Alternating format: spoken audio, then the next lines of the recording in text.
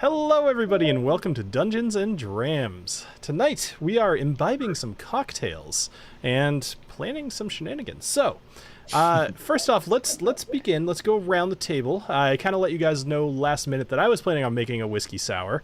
And then Adriana kind of jumped on board and decided to make something too. So did you land on a whiskey sour? I ended up also going with a whiskey sour because that's actually like how I got into whiskey. I started out with whiskey sours. That was my favorite cocktail. And then I was trying to lose weight. So I was like, well, if I ditch the calories and go to straight whiskey, it's good logic. It's healthier for you. Yeah. Whiskey sours are healthy. I'll keep that in mind. Lemon juice, egg, like lemon juice, you get your protein, you get your vitamin A, vitamin C. It's so good. It's like 3 or 4 food groups. Yeah. So when you guys do whiskey sours, do you do it with the egg, or you do the Boston whiskey sour, I think is what it's called when it has the egg in it? To me, it's the only way. It needs to have the egg white. Egg white, to be clear to people in the chat who might not realize. Yeah, no, you don't just crack egg white, an egg not like a whole egg. That would be gross. Just scramble it in the shaker. Yeah. It gives it that foam. It gives it the the whole egg. I'm wondering now, how would that be? I don't know. I did the Rocky Balboa one time ramen? just for fun, and it was unpleasant to say the least. I used to do that all the time back when I was boxing. Yeah. You know what the difference between men and women is? Is that to y'all that is doing the Rocky Balboa. To me, that is doing the Gaston from Beauty and the Beast. No, that's Eating whole eggs. So he can grow big and strong. Yes. Yeah. That's a Gaston thing. And now he's roughly the size of a barn. Yes. Exactly. Yeah. So, what did you end up pouring, Clifton? Well, I grabbed my Knob Creeks earlier because I was gonna go from this to the toasted kind of halfway through. Oh, nice. But then That's Elijah Craig. Whiskey sours. So I was like, you know what? I'm gonna do it too. So of course I went with a egg white. Ooh, oh no! I totally saw that coming. All right, let me just timestamp that. That's a short. All right. It's all good. Yep. I did use an egg white, which hopefully does not destroy my keyboard. We'll find out by the end of the night. Hopefully not. But no, so I'm like half and half. So I usually, when I'm trying to be fancy, I'll do an egg white. But usually I'm lazy and I just do the basic. But I do think But you do it in a proper coupe glass. Yeah, I know. Yeah, I was trying to show it off a bit. Obviously, that didn't work. But, it's okay. You showed it really well. I do it in my favorite spot glass because I always make it double. I do it in a Whiskey Dictionary branded not latte art, but the equivalent in a with the Angostura bitters. Yeah, but I obviously cannot show that very well. Yeah, that's what I'm drinking. Nice. Whoops. How about you, Ed? What are you pouring tonight? Well, I am the only one without a whiskey sour. Apparently, I just whipped something up off the top of my head. This was a Berliner Weiss with barrel-aged gin with a little creme de cassis and then lemon juice on top, and then I threw a strawberry in there because I'm a fancy bitch. Nice. I don't know what to call it, but it tastes pretty dang good. There you go. Okay. What was the first thing you said? That was a Berliner Weiss. It was a boysenberry Berliner Weiss. It's very fruity. Is that a beer? Yeah. Oh, okay. I was very lost. Yeah. You know what I had? So yesterday, I went out to brunch for Father's Day, and it was a, what'd they call it? It was like a beer mosa. It was like a, what do you call it? Blue Moon, and then they put orange juice and champagne or something in it. It was very weird, but it tasted fine. Honestly, what it looked like, actually, no, I'm sorry, it wasn't champagne. It was Blue Moon, orange juice, and grenadine. So it kind of looked like a really tall tequila sunrise as far as what it physically looked like. And it was pretty tasty, actually. I don't know about those beers. I kind of like them, but I'm also kind of disgusted by myself for liking them at the same time. The shame. Oh yeah, no, I do like a beer margarita. So it's like you basically have a beer and then you put a margarita on top of it. I've had it at some resorts and it's delicious. Is that like when you put the beer upside down into the margarita? Is that what you're talking about? That's what I've had. Yeah. I would like a Corona. Yeah. Those Corona are also good. But there are some places that they put the margarita, they blend it and put it on top of a beer, and it kind of slowly mingles with it. Both are really good. Okay. I'd try them. I'd try either one. If you need to go clean your keyboard, Clifton, I'm not going to judge you. I'm working on it. I'm trying to do it off camera. So, not. I mean, sticky keys are no comment. Sticky. So That's what I'm a little worried about. But I don't have anything to necessarily clean it. It's safe. So I'm just using a paper towel. We'll see how that goes. just maybe lick it. whiskey. Yeah. Hyper whiskey. Of course. So you need more whiskey in there to chase the whiskey out. It's like putting a cat in the wall. You It's gotta got to put. be fast strength though. It's got to be over 120 proof. Make it go. sanitary. Yeah, exactly. So Jason ran away. I suspect he's brewing up a cocktail. So in the chat, what is Pipe Dream? I'm unfamiliar with that. It's Redwood Empire. Okay, that would be why. I haven't done them yet. Yeah, so they have some cast strength releases that are really, really good. They also have the standard ones that are lower proof, but it's basically the same mash bill. They're doing mostly sourcing, if I believe correctly, but they're also starting to distill their own stuff. I don't know if entirely which one is which, but they do some really great work. I'm a big fan of them. Yeah, I've never heard anything bad about Redwood Empire. Like everybody seems to like them. I just haven't picked them up yet. So. Am I crazy, or were they doing like blending kind of high West style, like blending other people's stuff with their own distillate, or is that somebody else? I think it was like a slow transition process. They may even be more of their own stuff now. I just know originally the standard on the shelf releases are typically blended, but I think the cast strengths might be their own stuff if I remember correctly. Cool. Sure. Nice. So we might jump back to Jason in a minute here. Did Bill try to kill Jason yet? Nope, not yet. Already killed him. Give me time. So Jason needed a minute, but he'll be right back. So why don't we actually a couple of quick things. So some of you guys, if anybody's watching this and you're kind of newer to the channel, you may have come in through some of the ChatGPT videos I've been doing. So I've got a ton of those in the works. Literally, I think I have 8 of them lined up with concepts. But if anybody here is interested in anything in particular for like kind of a how-to guide, then let me know, because I've been using that tool for a very long time, and I've gotten very good with it. So I'm very excited to kind of show off what it is. It's definitely that halfway point between like my tech side and the nerdy side, and trying to meld the two together to make both better. So yeah, aside from that, go ahead. Yep. I just think it's more like the ultimate in nerdiness, like a blend totally. of 2 types of nerdiness. Absolutely. What I love is it's not just like an easy button. You do have to, if you just say like make me a thing, it's gonna be lame. You gotta like prompt it properly. So, and it takes some time to learn. A couple of other quick things. So something for people to know, I opened up the free trial for the $5 tier on the Patreon. So it gives you a 7-day free trial, so you can kind of see what the all of this like behind the scenes stuff that we do is all about. And if you're interested in that, then hang around for it. If not, then at least somebody will see all this extra stuff that we do. And Ed did a thing a while back on Hobblehaven, which is pretty thorough actually. And some of those pieces have found their way into the game actually, so it's been pretty cool. But yeah, so check out the Patreon. And Paul Souza was actually the somebody who signed up for a free trial, and I think his free trial expires tomorrow, so we'll see if he hangs around or not. But he better. Yay, Yay, Paul Souza. Welcome, Paul. But Clifton, do you want to run down the list real quick, and then we'll go into the recap? If not, I do not have that pulled up in front of me. Sorry, I got a little bit distracted by No, I sent you off on a mission to go to blend a thing, and then you spilled your drink. It's okay. Yeah. So Mike, Steve, Tony Two Toes, which is really fun to say, EJ, James Taylor, David, Martin Lewis, Scott MC, and Paul Souza. So thank you guys all for being patrons and helping us do what we do. And yeah, awesome. All right, so let's go ahead and jump into the recap, unless you guys have anything else that you'd like to add. Anything that you want to get out there before we start?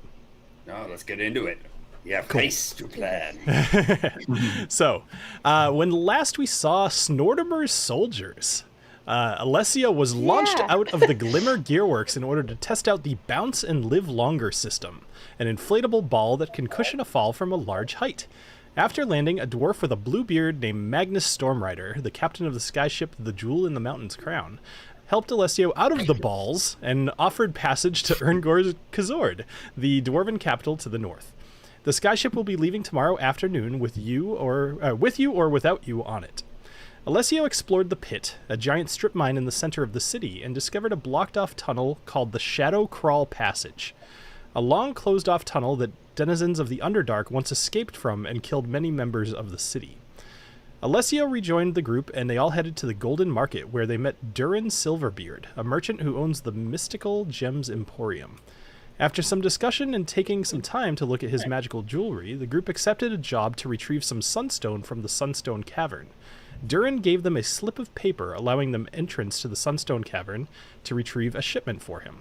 However, that shipment is fairly small, only about 4 pounds of sunstone. I believe that was something that was mentioned, but just to clarify.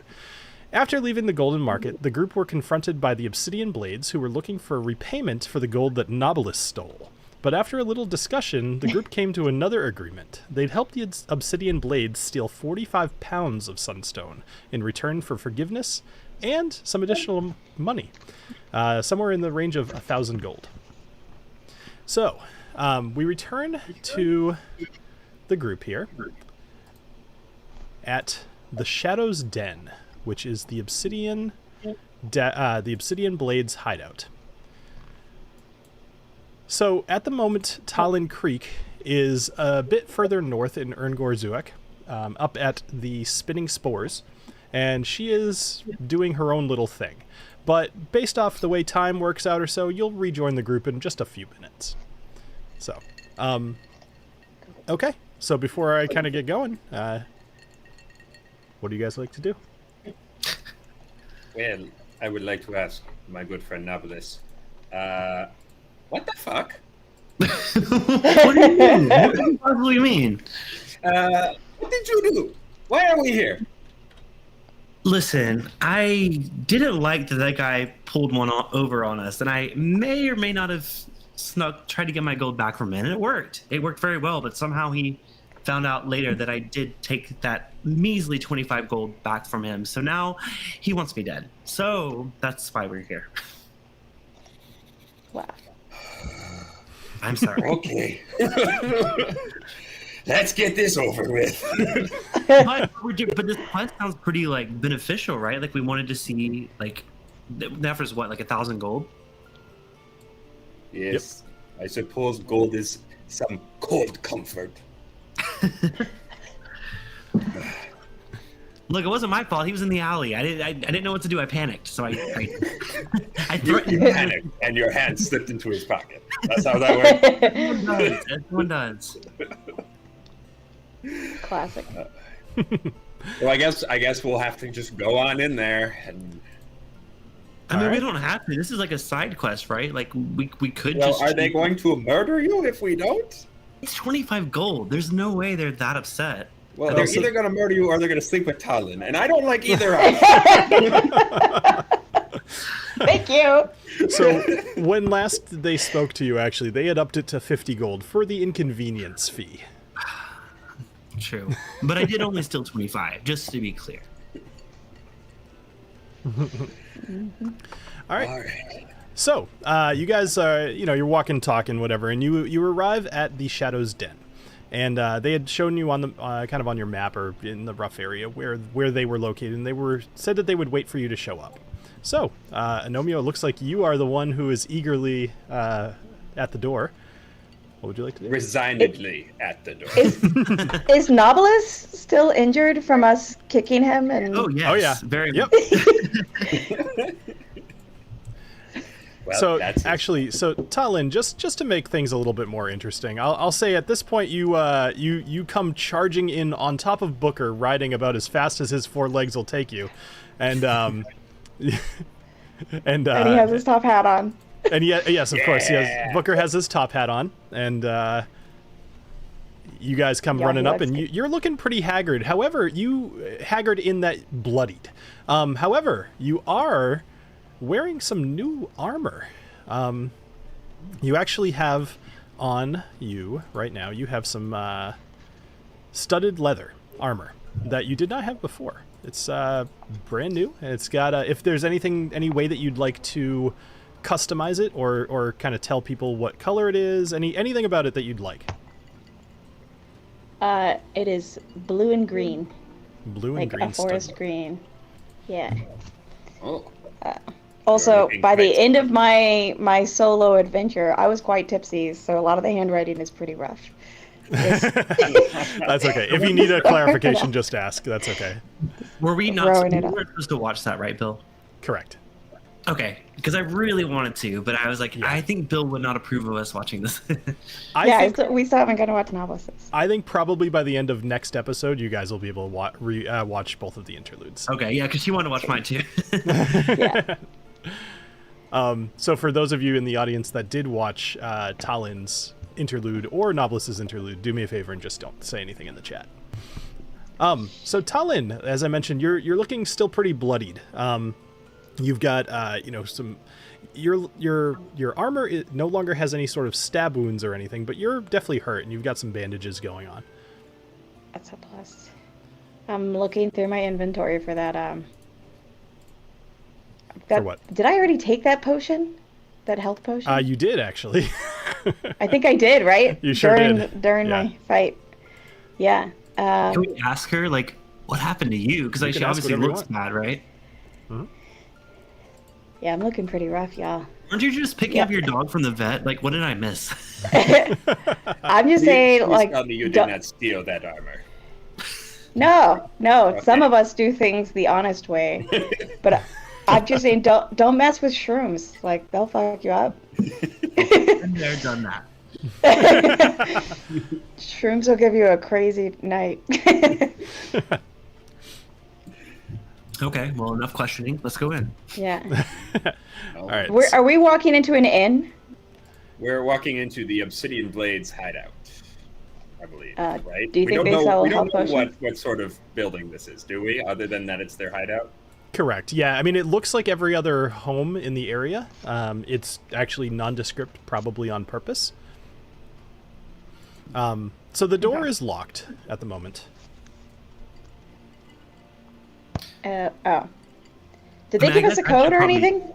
I guess I should probably lead the way, right? Yeah, you're the one who got us into this. So get us into this. Knock on the door. All right, you knock on the door. All right, so you knock on the door.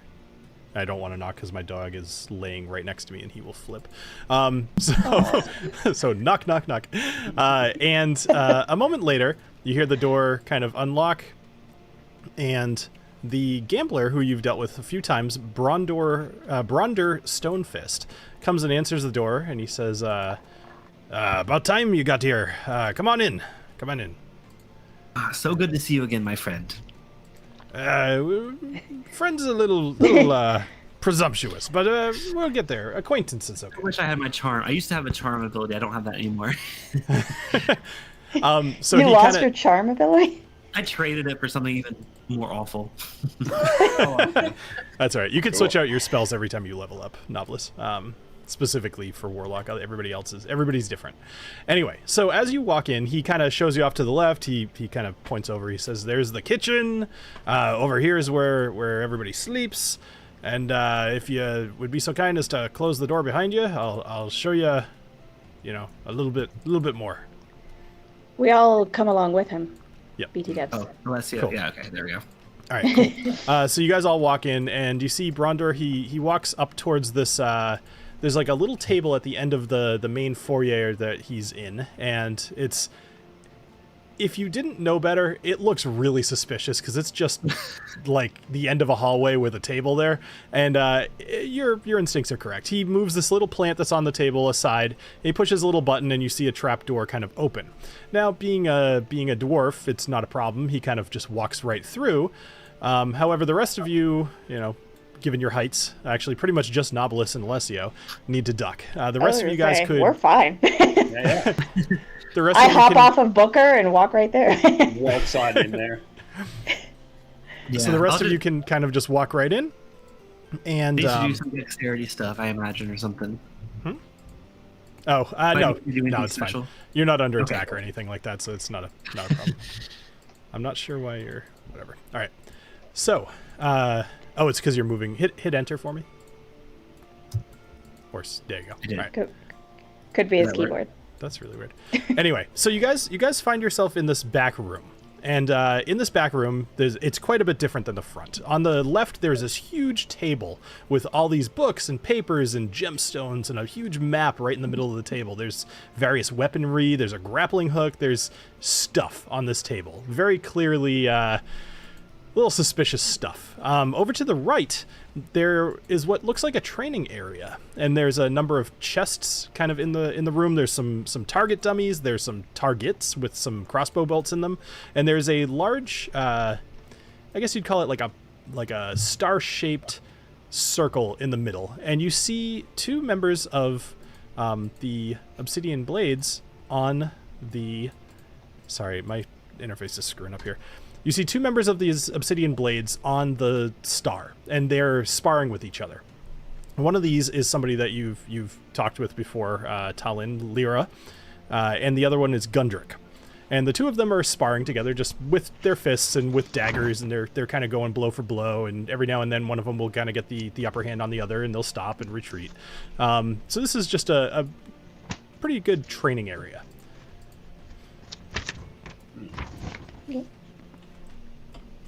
All right. So Brondor says, "All right. Well, let's go ahead and get down to business. And first off, he looks at you, TaLin. He says, "Are you doing okay? You're looking a little rough." I'm feeling very rough. I had a bad run-in with some shrooms, and it didn't go well for me. Okay. I mean, do you want some? Same reaction we had. Do you need some coffee? Yeah. Do you need some sleep? All right, just don't bleed on my floor. Don't. It's fine. She was out Okay. at Burning Dwarf all night. You got any like bandages or anybody here who could do a healing thing and it wouldn't cost them anything? Nobody. Not really. Not what you. It looks like you just need a good sleep, or maybe something else. Maybe a healer. None of us can really do any of that here.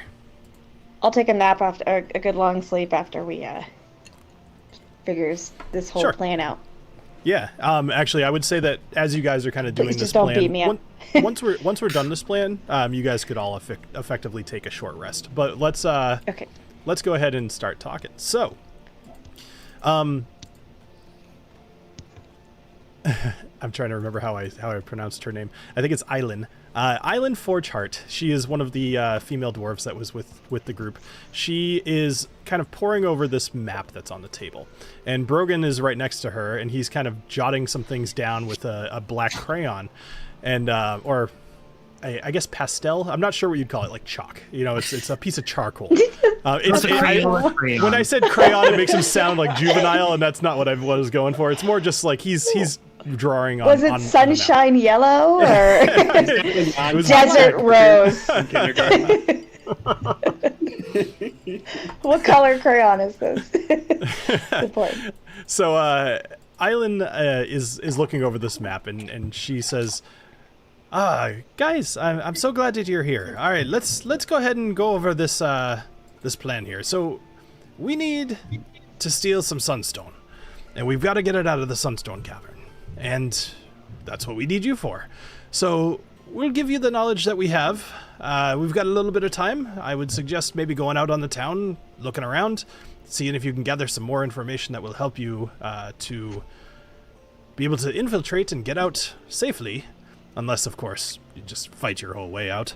But let me show you what we got.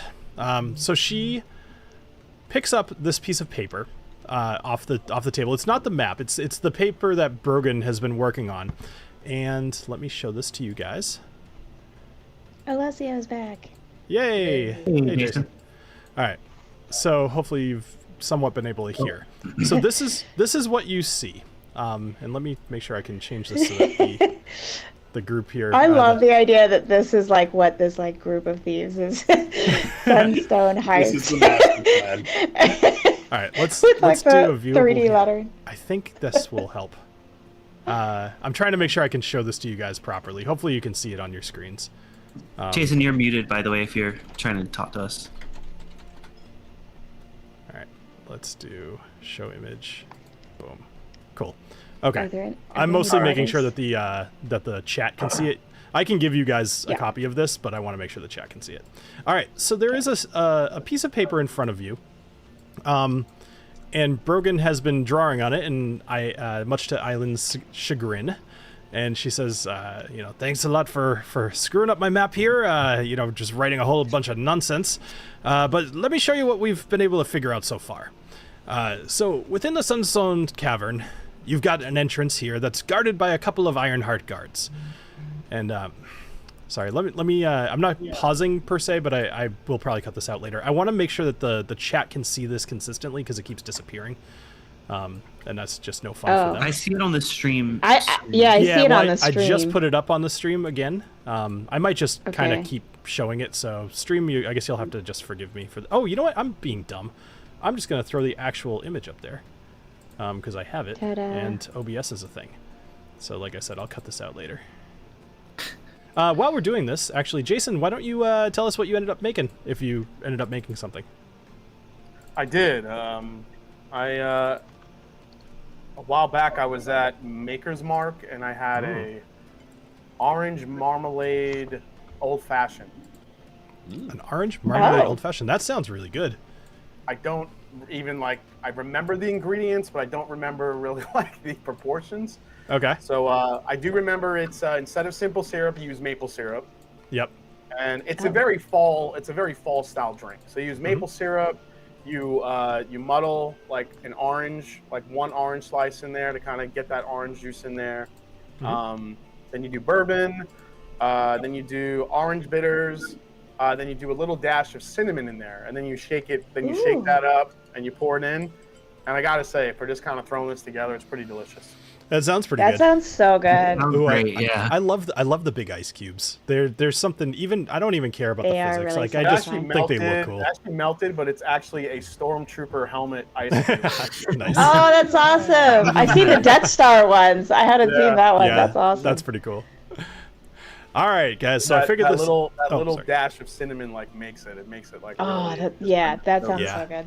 I'm it's gonna have drinking an to. apple pie. It's so good. I'm gonna re-listen to this later and make what you just said. I Okay, think I have all the I ingredients. right now. All right, so I've thrown the thing up on the screen, and to those of you listening on, say, the podcast or whatever, I'll do my best to describe it. So, Eileen picks up this sheet from Brogan and is looking at it, and she's kind of showing it to all of you, and she's pointing into the bottom. She says, "Okay, the beginning of the entrance, it's there's 2 Ironheart guards that are guarding it. They switch out every now and then, and so you're gonna have to deal with them. One way or another, you'll have to talk to them and convince them to let you in. Hopefully you guys have some way of doing that, otherwise you'll have to come up with something. Once you enter the entrance, our details here are going to start getting vague the further into the cavern that you get, because we've only really ever been up to the second and third sections. But once you go through the entrance, it's a cave. You're going to see a whole bunch of sunstone around you. It's all very vibrant and lit up. It shouldn't be a problem. But then you're going to get to this big round room, which has a whole model of Erngor Zuek inside of it.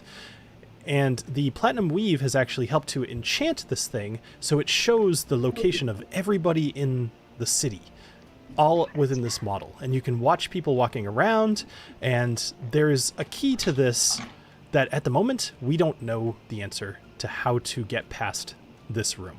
But there is a big door to the north that leads further into the Sunstone Caverns, and there's a door to the right, which is where the Sunstone is hidden. Not hidden, stored. And there's going to be a number of crates in there that all hold the Sunstone, and this is going to be our target. However, this seems too easy to me. And although we haven't been in there, I can't imagine that's going to be all you have to do is walk in and take it. So, you'll have to think on your feet a bit, or learn some more information. The rest of what we know, we can go over as we go, but basically there's a couple of rooms that help to guard the Chalice of Kings, which you can find at the end of the cavern here. There's a couple of other rooms. There's one that's entirely dark, using some sort of magic. I'm not sure how to get through there. I imagine you don't want to just go feeling around, but maybe. And she looks over at Brogan. She wrote, "Did you really write probably fine on the room that we don't know what's in there?" That's what's caught my eye this whole time. I'm like, what do you mean probably fine? Needless to say, I doubt it's probably fine. So I would do your best to find out what's in there if you decide to go deeper. But here's the thing. we can try to get you into the Sunstone Caverns. We can't guarantee how long you'll be able to stay in there without being found. If you decide to go deeper, just make sure you bring us out our Sunstone. Otherwise, this whole thing will be for nothing, and we don't need you getting caught with that, because it might come back on us. So Sunstone is in the room that's before the probably fine room? Yes. It's Okay. actually next to the room with the big city model. Okay. So, Oh, I see. so remind Gotcha. me real quick. The goal is to get the Sunstone. Yes, For them. we need For you. them. We need you to get about 45 pounds of sunstone. If you bring us more, we will pay you for more. We can use as much as you can gather. Golden Chalice of Kings. Yeah, what does that do? Was that the other request from? Is there like lore about this thing? The Chalice of Kings. That is an artifact that is used mainly by the head of the Goldbeard clan. It's more of a showpiece than anything. A while back, they found this sunstone that was perfectly shaped. I say perfectly, it's jagged, but it's shaped like a cup. And of course, the Goldbeards took it for themselves, and they'll bring it to any of these events that we have in Erngorzuk. So they'll frequently take it out of here. So I suspect it's attainable, but you probably have to know how to get to it. Does it do anything? I'm not sure. I've never held it. Okay. It looks You know, really, I just really want to bright. get to your sunstone and be done with you. So No offense, I mean, but I'm you all curious treat me about out. the House of we Kings, don't- but, like, So I we don't don't wanna try to know. So we don't Go know ahead. for sure if at the time that when we enter that cavern, if the Chalice of Kings will actually be there. Is that what you're saying? I would say that would be So we something could- to try to figure out. At the moment, there's no events going on in Erngorzuk that would make sense, but that doesn't mean that it's there. At any point, the head of the Goldbeards could take it. Ragnar could use it any time if he wants to. It's his as far as I'm concerned. Could you tell us more about Ragnar Goldbeard? Ragnar is he's the head of the Goldbeard clan. He's married to sorry, hold on. I have her name somewhere. He's married. He often will kind of oversee the Sunstone Cavern to make sure everything is going well. He's definitely gotten quite wealthy off the sale of Sunstone. But Erngorzuk, we tend to all work together. That in the city prospers when we all prosper. So although the Goldbeards are pretty exclusively the ones to mine the Sunstone, that's more out of ability and experience. And you'll notice that Ironhearts are the ones guarding the gate. So they still all work together. So we're basically lifting a bunch of their most precious resource from their communal mine. Basically. Bingo. That's All what we're right. doing. I feel great And- about this. And if we want, we could go get a magic cup, the goblet of fire, if you will. So if or I forget his name, Erngar. Ragnar. That's where we are. Ragnar. Yeah. Sorry. Yep. If Ragnar, so you said he's typically in these mines. Is there any way, like, where is he normally if he's not in the mines? Like, is he normally in town or? I'd say he's typically in his home, or sometimes he'll oversee the golden market. He likes to frequent there. The guy's got more money than he knows what to do with, so a lot of times he'll go and just spend. All the more reason to meet him then. All right. So besides the map that we're looking at here, which is just a Picasso of a drawing. I love this. So useful. Do you know of any other secret passages? Are there any other ways to get diverted within the cave that you may or may not know about? I believe that somewhere within the area that, and she looks again at Brogan, she's like, that somebody wrote darkness on. I believe there's some sort of a path here. It's hard to know, because you can't see anything. But I believe there's at least two, as you can see in the drawing, I believe there's at least two different ways to go in here, and possibly one of them is an escape route. It's hard to know. I would hate to not know and expect that it's an escape route and get trapped. Yeah, and I love that there's a little drawing of the boogeyman from The Nightmare Before Christmas up the top. So that is a little drawing of a what looks kind of like a specter, and it just says shadow. Yeah. Question mark. Not the Santa Claus. Put them in the box. Lock him up for Lock him up for 50 years, then see. Yeah, something like that. Yeah. Okay. All right. So.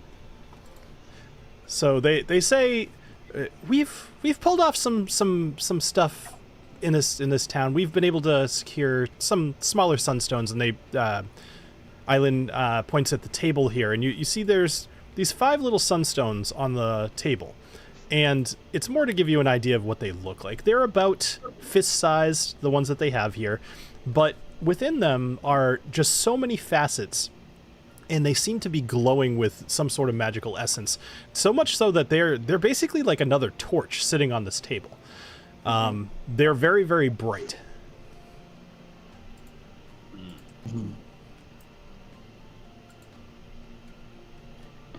So TaLin is kind of, been wandering around the table after looking at that weird map, and is picking up the books and flipping through them. Anything catchy about their titles or anything? Well, so there's 3 different books there. What are you give me an idea of what you're kind of looking for. More just like I saw books and wanted to know what they were about. That's fair. So 2 of them have to do, one of them has to do with, I shouldn't be chewing ice cubes while I'm talking. Okay, shouldn't be chewing ice cubes at all. Yeah, right. Yeah, I was literally yelling at my daughter about that today. I'm not a good example. All right, so one of the books says dagger. Basically, it's an instruction manual on more finesse style movements that you can make with your daggers, and it's like not Dagger 101, but it'd be more like advanced dagger fighting would be a good title for that. I will say that all 3 of these books, the titles are in Dwarven, which I do believe that you can read. I can read that, yeah. Yeah. So it says something to the effect of advanced Dwarven fighting. The second one is actually a book that you have seen before, and it says what was it called? The Veiled Underdark. It's the same book that you had seen previously. Okay. Oh, right. Yeah. With the violet fungus. Yeah. Yes. I am forgetting the name of the book at the moment, so it's the one that you saw previously. Gotcha. And then the third book is actually more notes, and you see there are some notes about a few different locations within Erngor Zuik that the obsidian blades have contacts. And there's 9 of them, roughly, that strike that from walking around. Okay, so let's do this. So basically what we're going to do here is there are 9 different locations, and there are 4 of you. You will have time, each one of you, to pick a location and gather some information. If 2 of you or more decide to go to a single location, any rolls that you have, you can both, or however many people go, can make the same roll. So you could essentially give yourself advantage if you bring 2 people with you. That's the idea. Gotcha. Or you could gather potentially more information, but have a higher risk of failure. Right. Does that make sense? Yeah. Okay. That makes So, sense. here are the 9 locations. So the Silver Spire Tavern is basically just it's a tavern. People gather there. You're hoping that if you were to go there, you could talk to the barkeep. That's their contact. And see if there is any rumors about hidden entrances or weaknesses in the cavern's defenses. The Dwarven Archives is a repository of historical and arcane knowledge, which you might be able to uncover some maps or blueprints of the Sunstone Cavern, revealing secret passages or trap locations. the Gilded Gems Jewelry Shop, which you've already been to. And the owner there, Durin Silverbeard, he might be able to provide some additional information about the Sunstone Cavern's security measures or potential presence of valuable artifacts. So if you were to go back to him and talk to him as if you were representing the Obsidian Blades, you might get some different results. The Mystical Archive.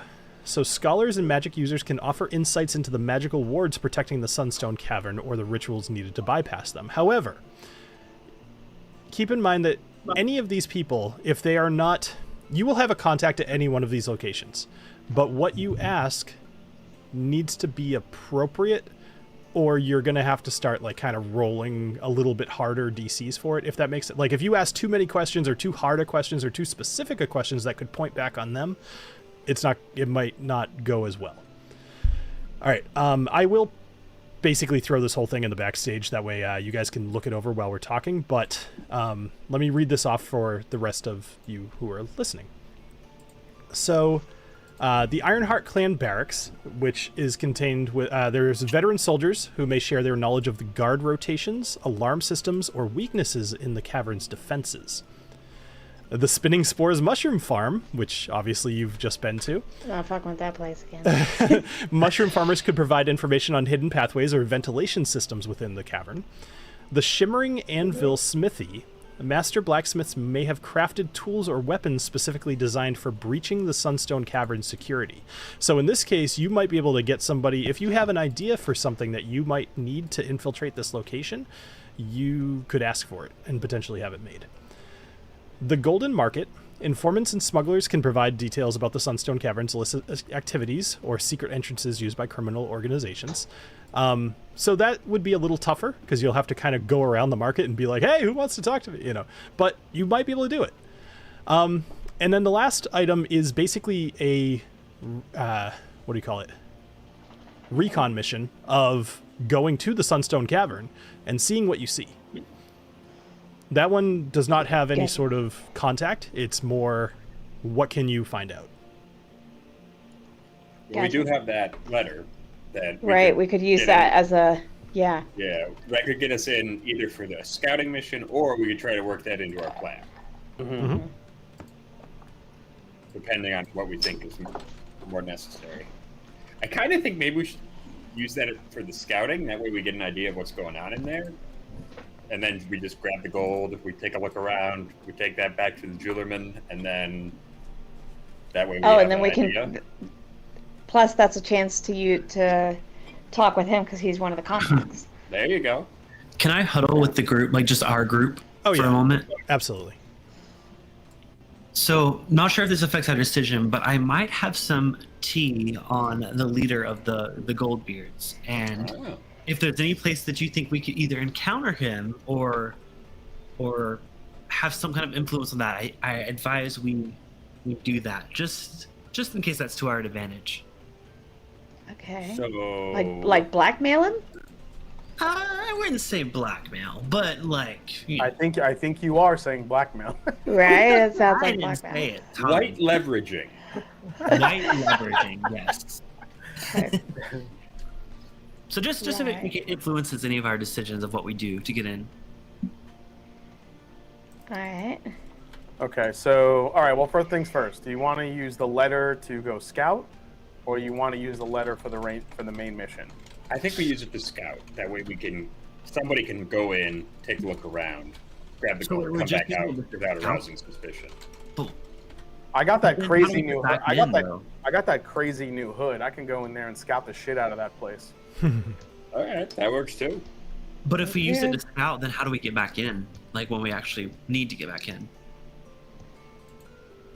Well, are we going to try to go through the front door when we go back in? I mean, we have a hall pass to get into the front door, but it's like... I guess so, yeah.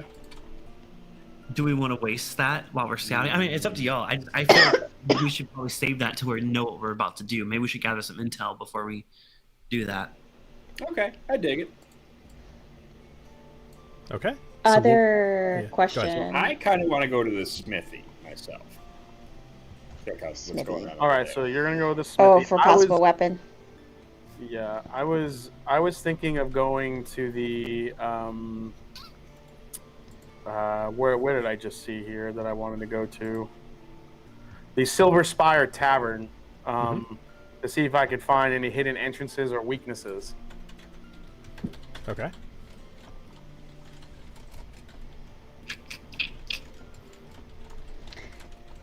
Knobolas, do you want to go flirt with the guards at the barracks? I mean, wait, what is I that? have that DVD. Where's that? The iron part. Boner Jam. Bonded barracks. They do ride bears. I mean, Hey, Count me in. Sure, I'll do that. Let me Barracks guess. bear Let me riding. guess. TaLin's gonna go to the Dwarven Archives. dude! That's absolutely what I was gonna say.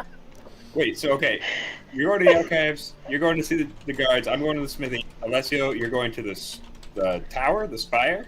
The Silver Spire, so I could see if there's any Silver secret Spire entrances or weaknesses. Yep. Okay. Well, Okay, the only other gotcha. one was the gold market was like a thieves market, right? so the gold market is more everything that's created by the Goldbeards. So a lot of jewelry, a lot of like finery, crafting, like figurines, things like that. There's definitely some underhanded stuff that goes on there, and you would have kind of picked up on that vibe. But Sounds like my people. yeah, completely what you guys want to do. No, I could go there. I I'm don't just know. thinking you probably have the best chance with thievery types. I than we would. I don't know what I'm looking for or asking them, but I guess just whatever information they have about the Sunstone Cavern. Maybe. Anything on these bits of paper on the table? Or was that what was on the bits of paper? The bits of paper, there's like little schematics for grappling hooks and like nothing okay. terribly important. Okay. Just checking. You should always check. All right, so do we have our locations? I think so. Okay, so let me confirm. I mean, I So wasn't we- planning to go into the barracks, but now you got me excited. So hell yeah. Do it. Oh boy. So Agnomeio is going to go to the smithy. Alessio is going to the Silver Spire Tavern, or are you going to go to the Golden Market? Oh yeah, I don't know now. We could also go together to something to basically get advantage. Don't forget that is There's also an option. an option. We could always stop at the Silver Spire if we need to find see if we get any info. But yeah, I'll start in the market. I'll start in the market with my fellow thieves and see what I can find out. Got it. Okay, so decide amongst yourselves who would like to be first on the chopping block. Who would like to? Oh my god! I think I have several drinks first. I was just gonna say I want to watch Knobolas go. Second or third. On that note, he's got to pour some more. TaLin, did you get this yet? Oh, Hardin's Creek. No. Not a chance in hell I've gotten that yet. Have you opened it? No, I have not. I'm not even taking a sip yet. I'm about to review this when we're done tonight. Ooh, nice. oh, I'm so Oh, curious. shit. I've been I'm waiting. so I've been curious. eyeing that bottle. Well, see how it is. I've been Don't in get a. notes there. I'll give you. I always like to get the neck pour out, so I'll give you an early review in a little bit. Let me There you go. have it There sit you on go. a little bit. Yeah, take a little smart. sippy poo. All right, so who's going first? Not Well, Knobolas. there's no volunteers. Not Alessio. Come on, Ed. Come on, Ed. Agnomeio, first through the breach. Everybody always wants Agnomeio to go first. All right, so Agnomeio. All right, so you are going over to the smithy. Give me just a moment to bring up my my notes here, because there's like 1,000 places you guys all could have gone. So it's, We could have made it easy on him and just gone to the same place, right? I swear to God, like I don't ever want to run a city again. but it's also like the best thing to run as a DM is just a linear dungeon. but I'm sure. cities are a whole different kind of pain. All right, so you are going over to the the smithy, which is called the Shimmering Anvil Smithy. So Okay. this notebook with the notes, it had a name of like the contact for the obsidian blades.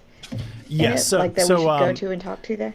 Basically, it's like a ledger that they keep of their contacts around the city and who are. They have like these little stars next to them. Basically, it's like a 5-star. Like you can trust that person almost implicitly. If it's like a 1-star, it's like maybe you have some like dirt on them. It's like their own personal like Yelp. Yeah, it's like a black book. Honestly, it's yeah. Yeah. But that's the idea. I don't know. No, they've got contacts Do around the black city books have and they're weaving their webs.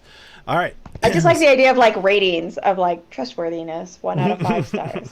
Like, usefulness, 1 out of 5 stars. Part of me is tempted to go just me and Ed so that Adriana can't jump in here. So I will shut up. So, all right, let's do that. Although we'll all be able to hear you in the back room, but except for the audience. So, Ed, hi. So Agnomeio. So you roll up to the Shimmering Anvil, and it's I can't talk. Man, I swear these whiskey sours like hit me harder than a regular just night drinking whiskeys. Cocktails will do that. Sugar and alcohol, I guess. I don't know. All right. I need to eat a meatloaf, Alessio's saying. Yes, that's a good idea. All right. So you roll up to the Shimmering Anvil, and it's being run by a man named Thorin Silverhammer. And as you would expect, he is at a forge working on some armor. And he kind of notices you immediately, and he's excited to have the business. And he kind of stops what he's doing, a couple more taps on the breastplate, kind of puts it over into a little thing of oil, and then pulls it back out, places it down, and walks over to you and says, hello, what can I do for you? Well, hello, my good bearded friend. You know, I was yes, you've noticed. traveling through this fine city of yours, and you know, I was curious. I heard about your shop, and I decided, why not come and look at your wares? As you can see, I am a man with a love of swords. You see, yes. Also, a love of hats. I can see. Yes. I decided to come and see what you are making. Well, excellent. At the moment, I'm making a breastplate. Actually, it's we call it a radiant breastplate. It's got these inlays of the sunstones in them. It's a pretty nice thing. And you notice the breastplate, even under the oil, it's kind of, or when it was under the oil, you noticed it was still glowing a bit. These sunstones seem to be something really special. Yeah. So you know, where I come from, we do not have the sunstones. You know, what makes these sunstones so special? I honestly, I'm not really sure. The best I can figure out is something about the Goldbeards. Like I feel like they work together. Hold on a minute. Wait.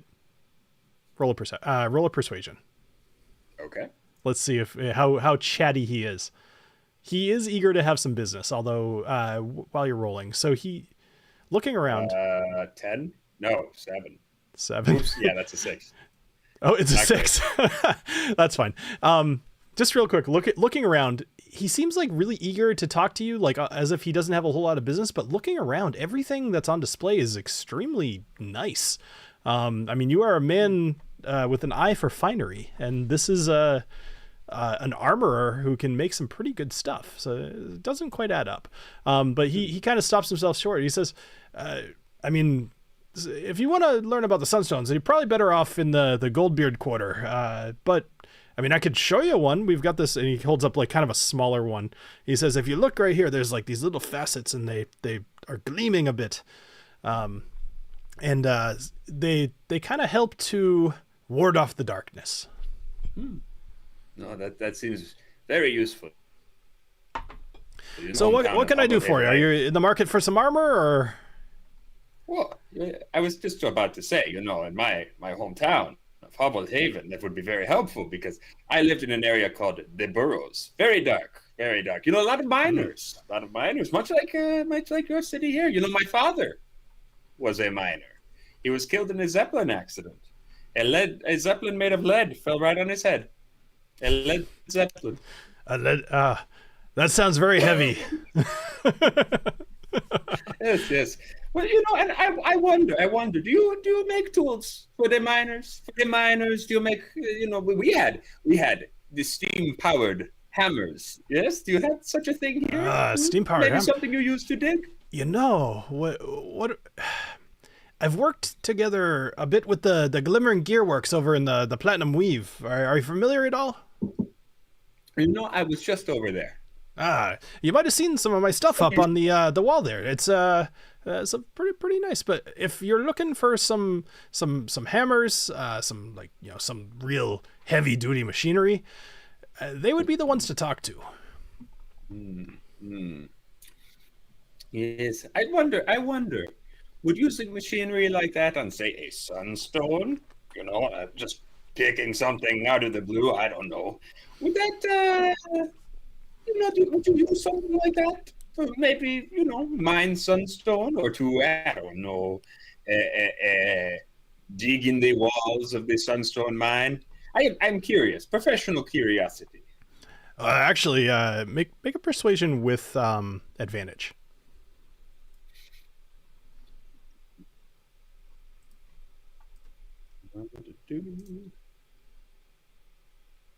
17.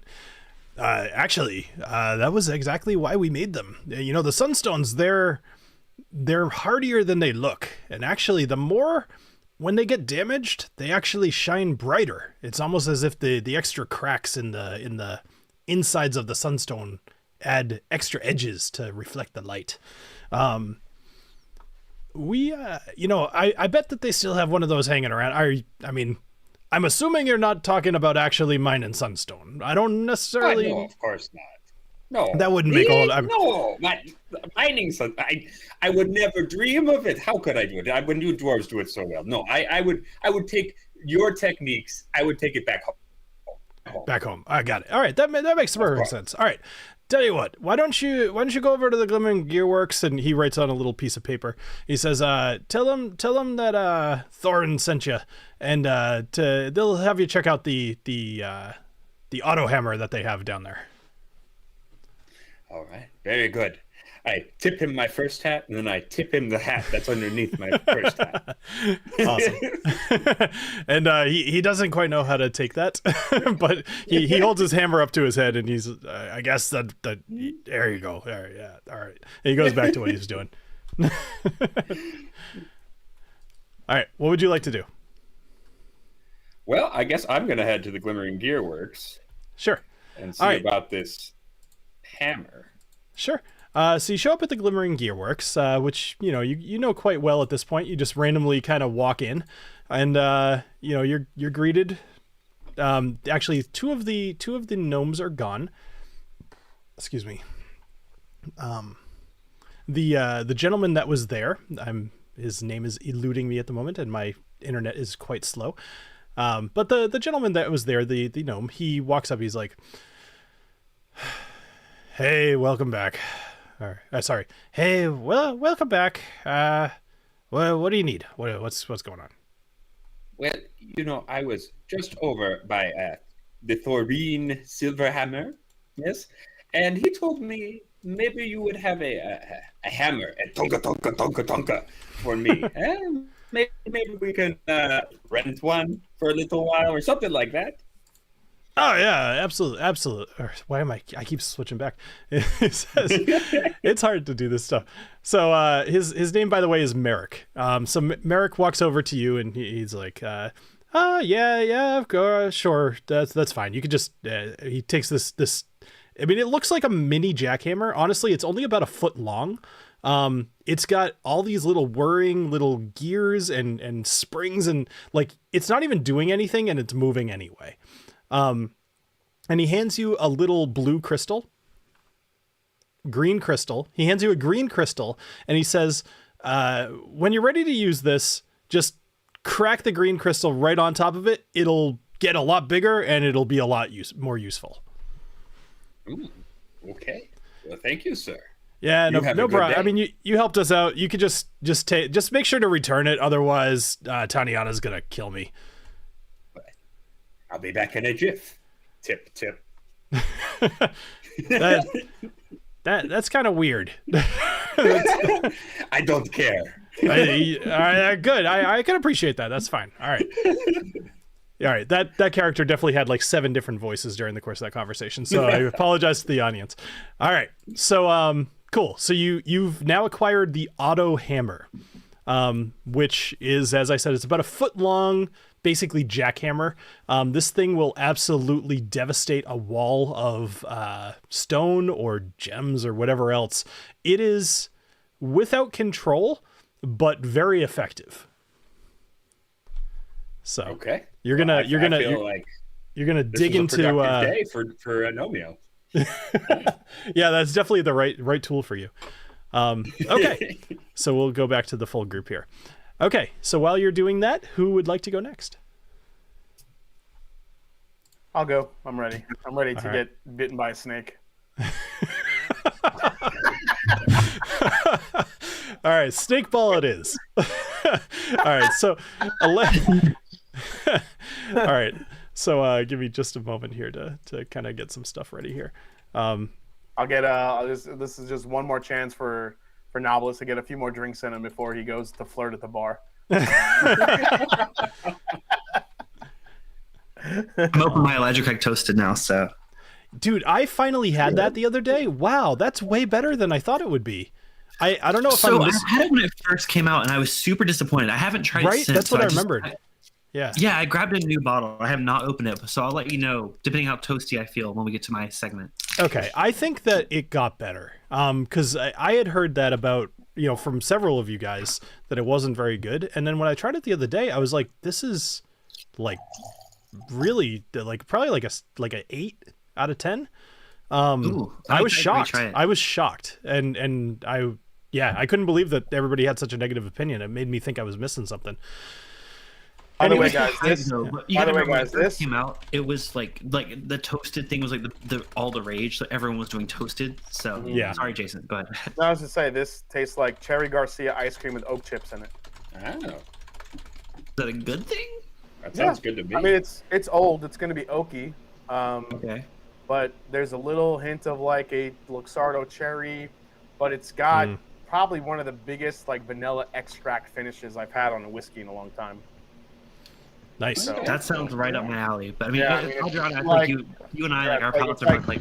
It's all vanilla. It's all vanilla and a little bit of like a medicinal cherry up front, but the finish is all like just vanilla ice cream, vanilla extract, and a little bit of birthday cake on the back end. But you said it's like super old, like oaky, right? Oh yeah, there's some oak on it. Yeah, you're gonna get the oak. Okay, Yeah, that's what I'm looking forward to. That's That exciting. sounds good. Yep, the Yeah. oak. The oak is strong with this Padawan. Ed, are you having Corona? No, the champagne of beers High life. from my hometown. I feel like that's the only way that's okay. Yeah, like you can walk to the brewery. It's just I and it's literally 2 blocks away. I had a buddy back in New York, and whenever we got to hang out to like watch a football game or anything, I swear to God, the guy traveled with cases of Miller High Life. He always like had one under his arm wherever he was. He's like, "Hey, I'm here." Like his name is Jesse, and he would just always show up with a Miller High Life, like a case of Miller High Life, wherever we went. Yeah, it's the perfect beer for hot summer days when you don't care about how it tastes. yeah. Oh man. I gotta tell you, I had one of those moments today. I was working in the yard for probably about 5 hours today, and I came in and, like I mentioned earlier, we have Blue Moon in the fridge. My wife likes them, and I was like, let me just have one of these. It was like, I mean, I get it. Like drinking a Bud Light on a hot day when you're thirsty is it makes sense. It's the same thing with the Blue Moon. It's just thirst quenching, but that was one of the first ever bought, I think, and I feel like I haven't had one in years, but like I feel like I have a soft spot for that style. Like, yeah, it's like when you don't want to think about it too much, you just want like something refreshing, like you said. Like, yeah, it hits the spot. Yeah. It was totally so fun. much of that in college. I drank a lot of Blue Moon and a lot of Everclear. When I drank a lot of first years, I mean, in college, like that was the one I bought. I had a lot of Sam Adams in college, but makes sense being from Massachusetts. Yeah, Sam Adams was kind of like that was my gateway beer into trying like a lot darker and better beers. Yeah, and they have so many different varieties. Like, it Light. makes sense. You can have almost every type of beer from Sam Adams. So I know I had like a Sam Adams IPA style, and I was like, "What the hell is going on?" But it kind of tasted pretty good. It was really interesting. Yeah. I wasn't expecting that from them. we literally can't not talk about alcohol. I keep thinking that Bill is going to get mad at us, and then No, Bill no. continues the beer conversation, and I'm like, No. okay, It's we're my in the own- clear. Half of our name of our channel. Yeah. Right. My Right? my only thing is because we only have like about 2 hours per night. It's super hard to fill Okay. to Yeah. fit this. I'm sorry. So Go Yeah. ahead. if I Go on, ever kill hurry me, you guys kill me, along, wait that's the for it. only reason. Fine. Know that I'd rather talk about alcohol. All right. Anyway, so all right, Alessio, let's jump into a little thing here. So, all right. So, yeah, I was waiting for that. All right. So you are heading over to the Silver Spire Tavern, right? Is that where you decided to go? Yes, sir. All right. Oh no, Okay. no! I was gonna go to the market first. Oh, okay. So you're switching it up. Okay, no problem. Oh no, I mean, whatever you have set up. If you have the silver. I Spire have set them up, all. I could do whatever you'd like to do. All right. Well, let's do the silver spire first. We'll build up to the market. Okay. All right. Cool. So talk to me about what you're doing. So you're basically walking up to a tavern. This is in the Silver Hammer quarter. And there's, a number of houses around. There's people walking around. You're seeing some of these red little kobolds kind of running from place to place. What are you doing? I'm kind of scanning the room just to see, who's in there, who's hanging out. I know you had mentioned there were some like adventurers and travelers. So I guess I'm kind of trying to eyes some guys and some ladies or whoever is there that I think has been either traveling through or maybe possibly some workers that have been down in the Sunstone Tavern that might know some things that I'm looking to find out. Perfect. Okay. So, having been in this city only for about a day at this point, it's still not hard to come to the conclusion that even though everybody kind of lives in their own quarter, everybody intermingles. There are Goldbeards, there's Platinum Weaves, there's Iron Hearts, there's Silver Hammers everywhere. So you're also seeing other people that are not necessarily dwarves. So let's just do this. So you're kind of walking up to the inn, and outside of the inn, you see a dwarf, a half elf, kind of peering through the window of the inn. You see a large number of people, but a couple people who kind of catch your eye. There's humans, there's gnomes, there's other dwarves. There's a number of those kobolds kind of running around. Like, what would you like to do? Are you trying to listen? You said you're trying to listen to see if anybody's kind of talking about their day at work. Yeah, first I'm listening first just to see if there's anyone that I could hear with an earshot of anything going on within the cavern. And if I feel like if I don't hear anything, maybe I have to jump in a conversation or make my way into a group of folks to find out some information. Sure. Okay. Go ahead and roll me a perception check. And because you are kind of on your own time frame, like nobody's necessarily noticing you, I'll let you roll it with advantage. Okay. And you rolled 2 4s. What did that come to? So a 7, right? Why, man? My dice are like peach colored. What is that? I That's don't know. we could fiddle with that later. I swear things are still screwed up from that previous update. Okay, so with a 7. So at the moment you're still outside of the inn, and you're not hearing much. You suspect maybe there's more going on inside. Okay, so I make my way inside. Cool. Kind of look around, and I think my first things first, I'll kind of, well, what is that? Just ignore it. TaLin's trying to distract you. Oh. I kind of pony up. I see you're cracking up in the background. She can't help herself. Click all the buttons. I must roll something. Oh, okay. So I kind of make my way in. I just kind of pony up to the bar, I guess, and kind of look around. So. Sure. All right. So you walk up to the bar, and there's a dwarf bartender. He's kind of sturdy. He's got a black beard. He's got these blue eyes. And he's wearing a kind of like a well-worn apron. He walks up. He's, can I get you a drink? Yeah, bring me your finest dark ale. Your finest dark ale. And he's like, we don't have any dark ale. Do you want to? We got a light ale. Is that dark enough for you? I guess that'll have to do. All right, dark light ale it is. All right, and he kind of puts down a mug. He says, "That'll be 1 silver." All right, here you go, sir. Cool. And then he goes to turn away, and kind of get back to what he's doing. But okay, so I kind of take a sip of my light ale at the bar.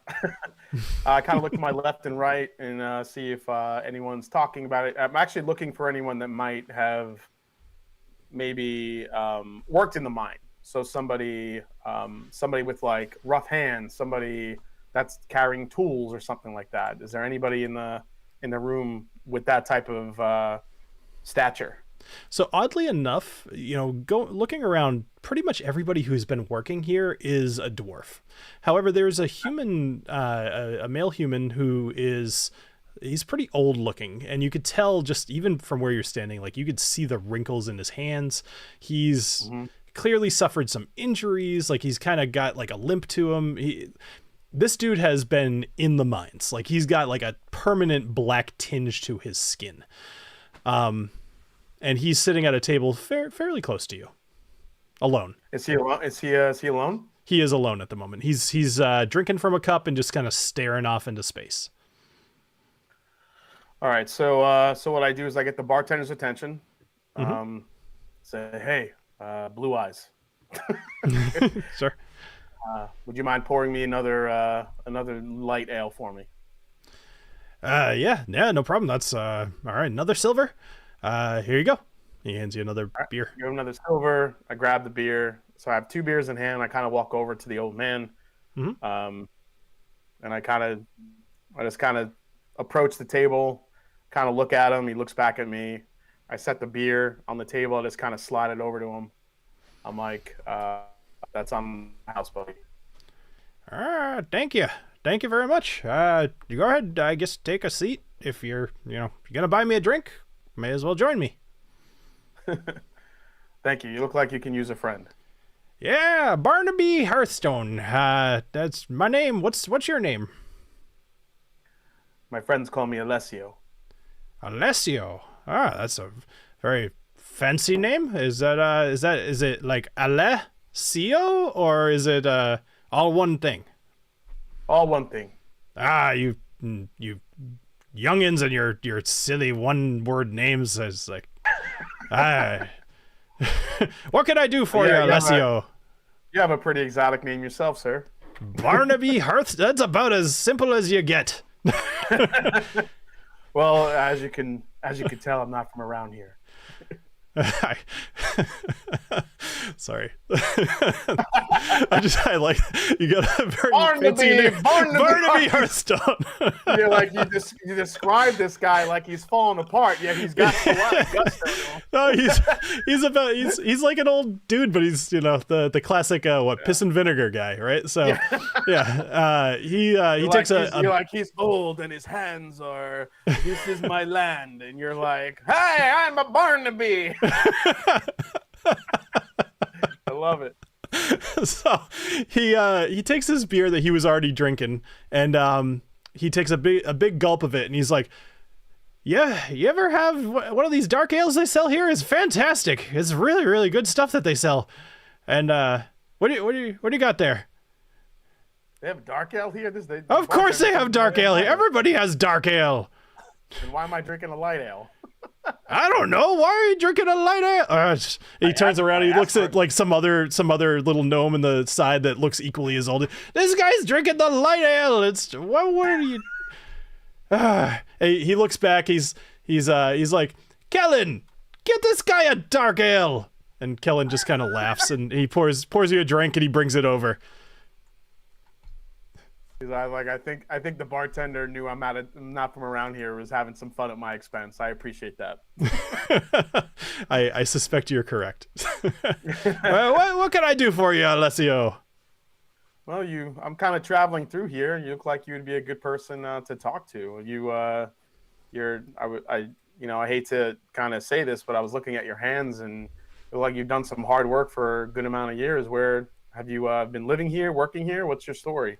Oh, yeah, I've been working here for a long time. Been down in the pit, been in the Sunstone mines, been in the, you remember that? I don't know if you know about the business with the Underdark, but I was very much involved in that. Really? The Underdark, huh? Oh, yeah.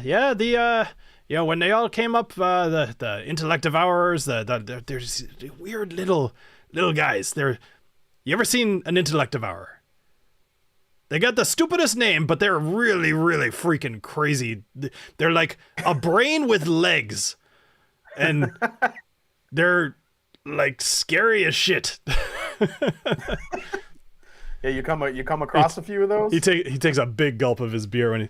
Yeah. I mean, I'm playing around a bit, but I swear I can't keep my accent straight. I think Adriana and I were trying to DoorDash you some more whiskey sours to get your accent back. For real. Yeah, that would help. Anyway, he says, what was it? It was like old man voice. It's like, I that's my old man voice.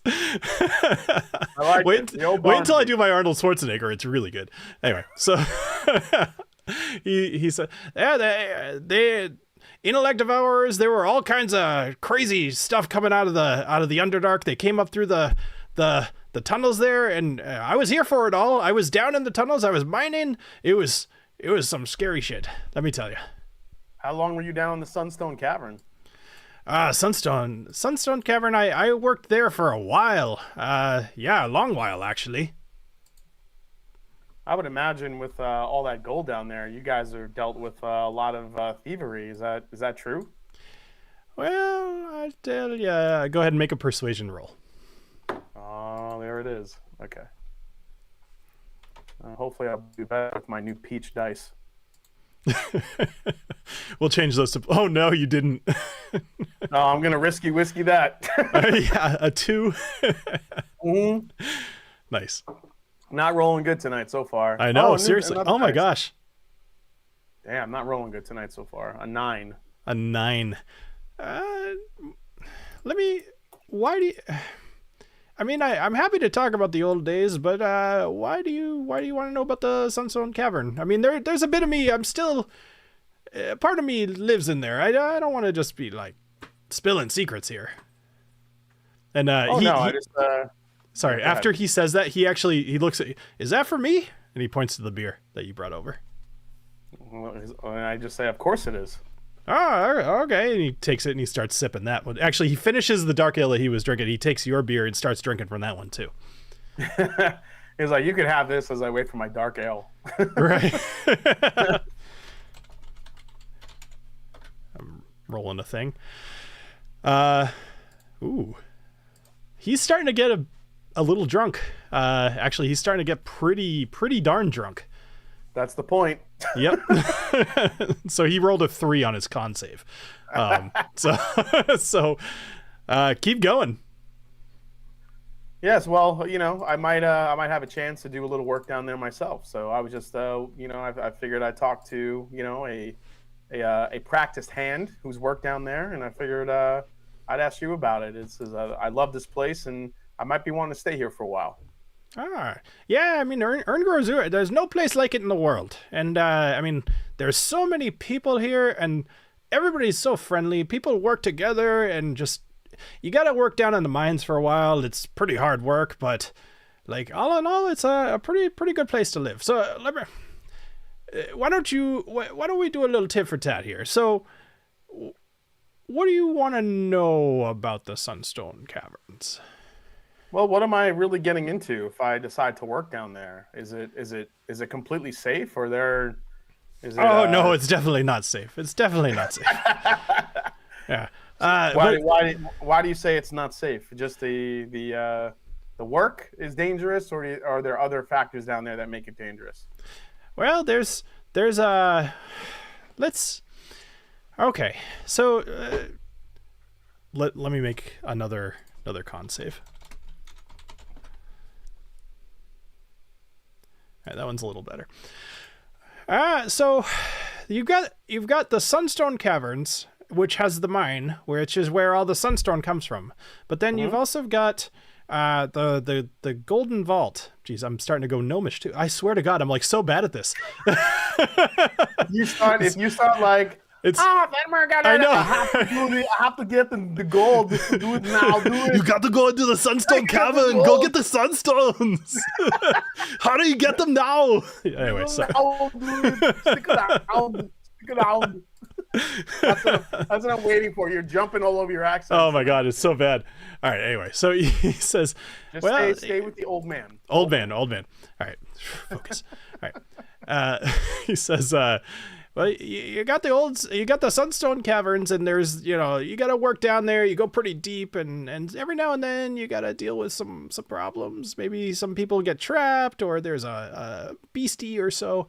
But you also got the Golden Vault, and you only really go in there when you are delivering the sunstone from where you dug it out. If you got some pristine pieces, you just bring them straight into the Golden Vault. Oh wow, the Golden Vault's down there too. Okay, yeah. I mean, I heard about that, but that's not really my concern. I just really want to know about the the actual mine down there. Yeah.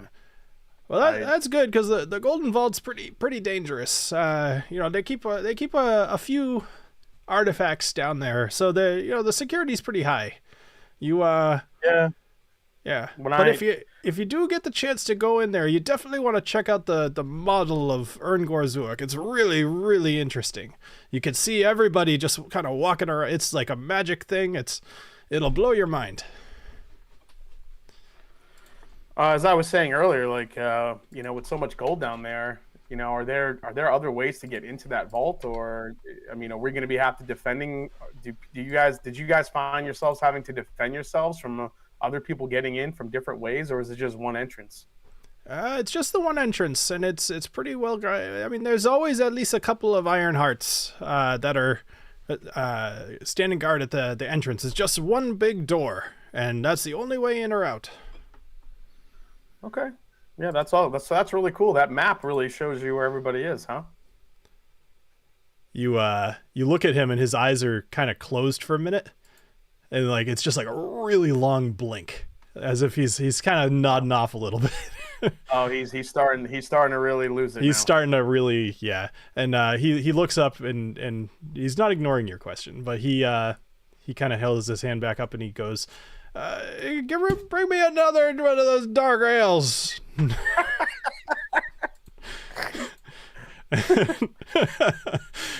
And then and so Kellen, who's the bartender, he kind of comes over and he brings another one. He goes, all right, Barnaby, this is gonna be your last one tonight. You freaking shut up! You bring me whatever I want. I could be your father if I was a little shorter. But anyway, so is there anything else you want to ask of Barnaby before he? I'm trying to think. Trying to think before he passes out. If there's one man with one last question I could ask him here.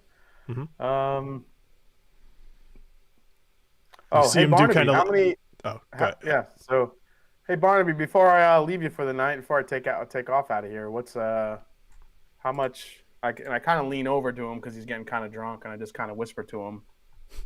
I just say, how many guards total are in the cavern? In the cavern? Or... Outside and in the cavern, how many guards? He looks down at the table and he starts kind of putting little pieces of like the salt, pepper, shaker kind of thing.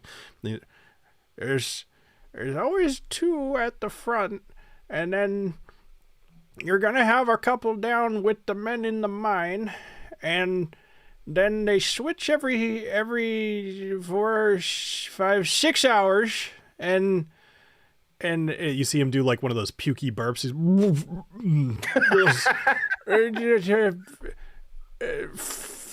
four of them probably.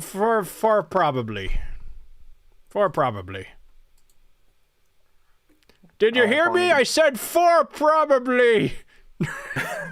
I got you, Barnaby. Can you hear me? Right. Can you hear me? Can you hear me through all that beer? Beer. All right, another beer, please. Get a beer for my friend here. There's beer. So I basically look at Barnaby. I was like, Barnaby, you have yourself a good night and safe travels, and this is for you. So I flip him another piece of the drink, and I walk out. Thank you very much. Hey, I earned this. This is mine. Nobody come over here and take my money, please. Thanks. I earned this. Bye, Alessio. Bye, Alessio. I kind of look around. I'm like, I kind of look around. I don't know who he's talking to. That guy's my new friend over there. All right. So that was worth the trip to hear Bill's Barnaby. Okay. Yeah. That was fun. Right. It got better. That was awesome. All right. So we've got Adriana and we've got Knobolas here. Yes. Before I go to the market, why don't you, Adriana or Knobolas. Knobolas looks like he's ready to go. I would say so because you actually stayed and talked with Barnaby long enough to get him drunk. That was probably the one thing you have time for. Okay. Yeah. Perfect. Okay. All right. Cool. So TaLin or Knobolas, which would you like to go first? I think can go. Okay, you're gonna go. All right. I'll keep drinking. Are we doing this for next week? She's already. We'll go tonight. We'll get through the other two tonight as well. Next. Right. So actually, because you brought that up, so we are all actually skipping the next 2 weeks because vacations and summer and all that stuff. Just look for when the next one's coming out, but we'll basically be back after I think the 4th of July. I think that's correct. Yeah. Okay. Cool. So somewhere around July 10th. But anyway, TaLin. So you are going to the Dwarven Archives. Awesome. All right. So real quick. Yeah. I didn't get to keep the Underdark book from the Shrooms guy. That's true. You did. Can I borrow Obsidian Blades one? I don't think that they would have any problem with you taking that book under the assumption that it will be helping you to plan this heist. Okay. Cool. Okay. Just cool. In case. All right. So you make your way up to the you're going to there were 2 separate locations. So this is the Dwarven Archives. Okay. This one is specifically not. No, I'm sorry. This one is in the Platinum Weave. Okay. So you make your way up back again to the to the Platinum Weave quarter, and you come upon this fairly large building. Considering the rest of the buildings, go ahead. Quick question: since I saw the names of the contacts, was the name of the contact for the mushroom farm place the guy that I helped? Oh yeah, absolutely. I feel like I already have like a good rapport with him and could probably get info from him. Well, what was it that you made your choice. System. Let's go with it. Dwarven Archives. Let's go with Dwarven Archives. All right, Dwarven Archives. All right, so you head up to the Platinum Weave and you come to this building. It's larger than most of the other buildings, but also more square in appearance, like a cube. It's very indicative, even from the outside, that it's multi-levels of probably smaller floors, like a large library. All right, so as you walk in, your insight is correct, and there are all kinds of books on these shelves. You could be here for years and never even feel remotely satisfied. However, somebody meets you at the front. Her name is Lyra Hearthstone, and she introduces herself. She is a female dwarf, and she's actually a bit more petite for a dwarf, and she's got this fiery red braid cascading down her beard here. And she's actually also got these little gold and silver trinkets kind of tied into her beard. And she introduces herself and she says, hi, welcome. What can I do for you? Are you here to research? Are you here to study? Are you here to contribute? I'm here to research. I'm a long life researcher from abroad. Do I recognize this name from the list, like from the contact names? Or no? This is not the person that you know. So the person whose name you saw was Einar Stoneforge. Cool. So I've actually been, researching for a while and written letters with people. I was wondering if Einar Stoneforge was around. Oh, yes. I've written letters with him before. The Grand Archivist is quite busy. Is there something I can help you with? I am his research assistant, actually, so I am very familiar with most of what he's been working on. What are you researching at the moment? I've long been interested in underground passages and the ways that they can be hidden. I've often been exploring different places, and it's always intriguing to me the way different cultures hide their different passages. Interesting. Where are you researching specifically? Is there an area of interest that we should be refining our search to? Well, I'm currently, I've looked amongst a couple of different cultures, and I've come here because I'm currently interested in the way Dwarven culture utilizes secret passage, utilizes unique and creative passages. Okay. All right. Excellent. And she says, please step up here. And she points to a small little rectangular box that's about 3 feet to your side. And she steps up onto it and she says, please join me. Okay. All right. Does Booker come along as well? Yes. Okay, that's fine. So you and Booker both jump up onto this little pedestal, and immediately it lifts up off the ground, and it starts hovering probably about 10, 15, 20 feet. It goes up the center of this building, and you start heading over towards the east. And she says, all right, first we're going to go over to the D for Dwarven, and we'll refine our search from there. And there's this big area, and actually, you realize that unnecessarily so, but still, because why not? The inside of this library is, like the Dwarven area, they make the bookshelves out of stone. You can also see there's kind of an elven area, and everything's built out of wood, and it's just, it's a little gaudy, but why not? So she says, this is our Dwarven area. More specifically, we are looking for caverns. So let's go D, C. All right, Dwarven caverns. Here you go. And she pulls a book out of the thing, and she says, all right, so you are looking specifically for how to hide a cavern or how to hide a tunnel? What are you looking for? How to hide tunnels or entrances to caverns, which would often be through tunnels, that kind of thing.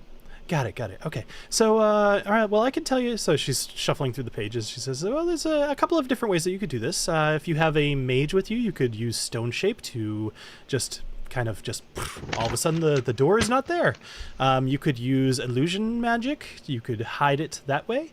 You could just use something a little bit more mundane and have kind of a gear and pulley system to hide your door. You could... There's a few other different ways that you could do things. Is there a cave system in particular that you were looking for?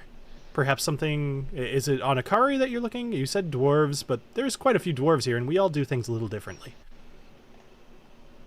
Oh, I see. So there tends to be methods among the clans that are unique to different clans that they might prefer? Less so clans, more so resources. If you have mages at your disposal, that is the easiest way to do it, also the most effective. If you don't, and you just have stone and brawn, that was probably what you'll use. So for example, if you had a cavern that could mine things like sunstone, or very bright, rare stone like that, might there be specific systems that they might use for that? So she is going to roll something real quick. All right. She's not too suspicious of you at the moment. That was a very specific thing to ask about. So I'd like you to roll a deception check real quick. Again, she rolled pretty low, but just in case you totally blow it. Oh, crap. I was going through everything beforehand. Oh, I totally blew it. Oh boy. All right, so she had rolled a 7, but you rolled a 3. Would you like to risky whiskey or no? I have very little whiskey left, so yeah. Sure, that's fine. Is that okay? No problem. I got you drunk enough on our last stream, so this is me making up for it. I got very tipsy on it. That's okay. It happens to the best of us. All right. I know because I'm the best of us. Okay. All right, deception. Oh no! Oh, come on! I rolled a 2! That was totally a 16, and it knocked itself. All right, Yeah. so with a 2, she says, she closes the book, and she says, I feel like maybe this is a better conversation to have with Einar. And she snaps her fingers, and you and Booker both, whereas before it was a very gentle glide, this time it's a little bit more jerk, and you kind of both like, it's almost like when a subway starts up and you kind of like lose your footing for a sec.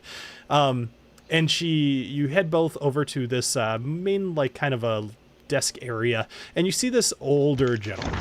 He's got a very long white beard, and he looks quite aged. And she says, Einar, this young lady would like to speak to you about sunstones and hidden passageways. I thought maybe this would be a better situation for you to deal with, as I just kind of don't want to. She makes it. She's like, oh, fine, that's fine. All right, you come over here, just step off that thing, watch your step.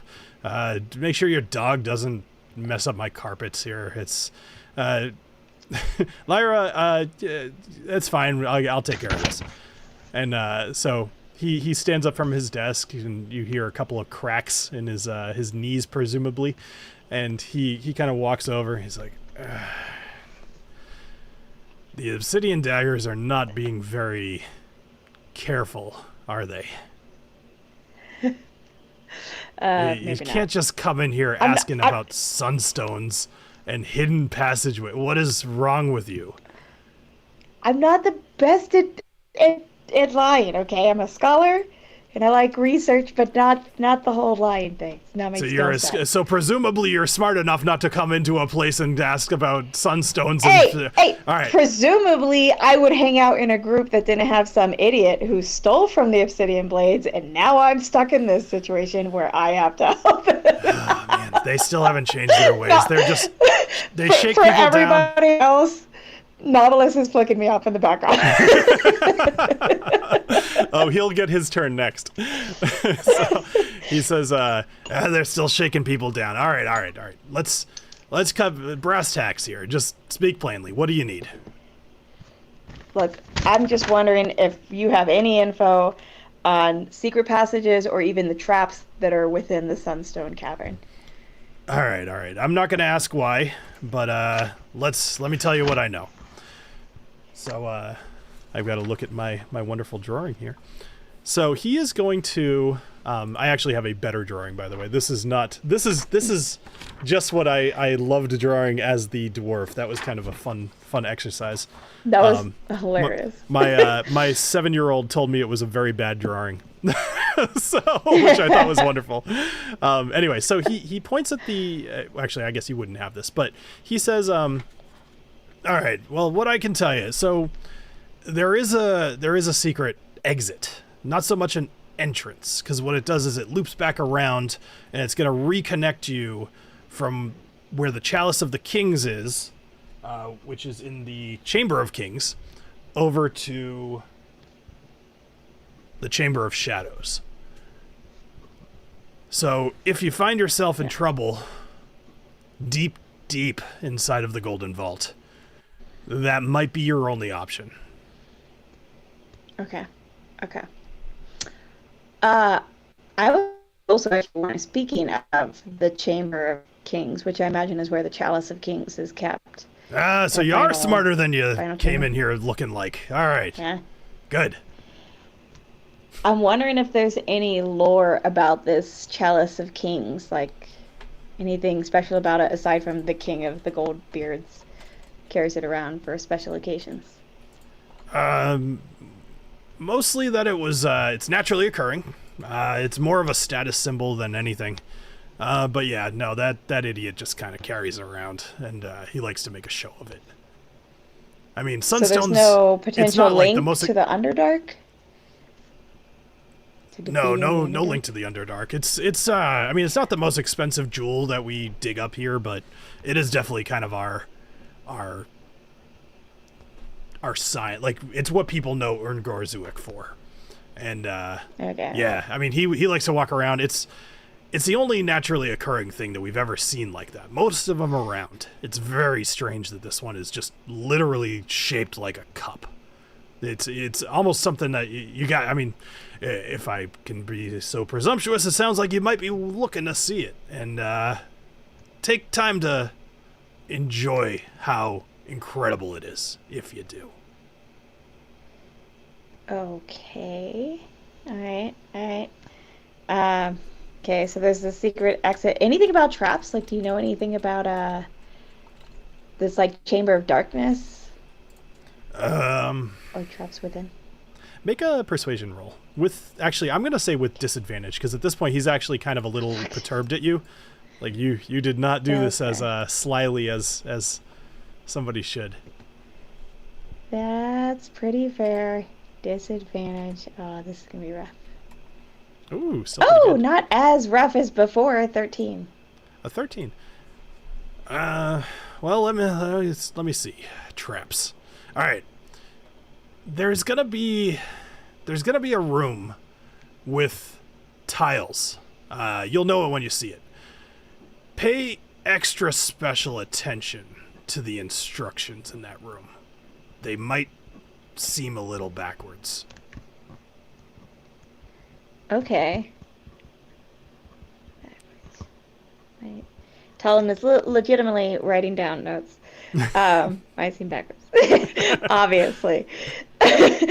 And then, slightly unrelated question, but have you seen anything weird that might be related to the Underdark, or just corruption by the Underdark, weird effects on creatures, or any just like weird mysterious murmurings? How about a persuasion roll? Man, stop picking out the charisma things. I'm so bad at Sorry, that. you're literally talking. You're using charisma. I know. Just it's hold the a knife to his worst. throat and we can roll different. Oh, that's true. But he's a scholar. Oh, fuck shit. Yeah, I'm not That would really. be I don't really want to talk about it. I mean, that was a long time ago, and I don't really like to remember it. So, yeah, you know what? I think you got what you asked for. You tell the obsidian daggers that, or the obsidian blades, that I'm not necessarily one to just come asking all kinds of questions at my place of work. Do you like dogs? No. Oh, I was going to say if puppy eyes would work. Absolutely not. Okay. Dogs, they smell, they make messes. They're terrible for books. I mean, I had a dog as a kid, totally destroyed a couple of my books. It's just, I'm not a fan. This dog literally has book in his name and doesn't make messes. Yeah. He's Well, that great. he doesn't know it, actually. So I had something good, but I'm not going to get... All right, anyway. So he kind of... he holds up his hand and he says... his assistant kind of comes back, floating on that floating platform. And she kind of waves you onto it. He's like, all right, make sure to give the obsidian blades my message. Don't send people here. If they want to talk to me, they could do it through notes or through something a little less what's the word, like, Hey, I tried to get crazy. to you Yeah, first. It's not my fault. in Your your race assistant face. was like, your assistant cock blocked me. Yeah, I wouldn't have make a fool of myself. So I thought you were a thanks for your scholar. help, Is that the best you can muster? So, all right. So they're gonna usher you out of the archive at this point. All right, Fair. cool. We'll go back to because Knobolas, I'm sure, is just dying to be on the spotlight again. To defend himself. Listen, Knobolas has been drinking. I think he's ready for it. Awesome. Well, hopefully this goes a little better than that last one. It is killing me, by the way. I really want to let people watch the rest of that. All right, so you're going to go to the barracks with the intent of checking with the guards to see about rotations, alarm systems, or weaknesses in the cavern's defense. Before I get there, I do Yep. have the ability to take on another form. I can disguise self. Sure. Have I encountered one of their guards that maybe I can like mock up their costume or something just a little to fit in a little more, or no? Yes, absolutely. You would have seen plenty of guards. The trick is going to be impersonating one that you're not going to magically or randomly run into. And the die will be the deciding factor there. Okay. Let's do it. Because it'd be way too like, oh, haha, you ran into something. Like, the dice will decide. By the way, TaLin, so at this point, you guys, anybody who would like to, Knobolas, I know you probably need it, but if anybody needs to roll a short, do a short rest, go ahead and roll your hit dice. Okay, so Oh, we're Knobolas, gonna do this whole heist tonight. Oh. not tonight, but No. we'll do it when we reconvene. No, in a no, couple I of know. weeks, but yes, it's the same Tonight, day. as in You guys are planning on leaving on the sky ship midday tomorroll. who So you're plans a running- heist and does it in the same night? Shit, fuck. Wait, where is the short Oh, rest that's button? Has it moved? I'll help you do that later, Knobolas. Let's Okay, jump sorry. into this Yeah. only because we're getting late. Yeah. So your name is Clifton. There you go. Okay. Oh, is it? I have a scene called Me and Clifton, but I was looking for Knobolas. Oh, Yes, I know. okay. It's just you and I me. thought that was for Patreon only. Only Drams. Yes. All right.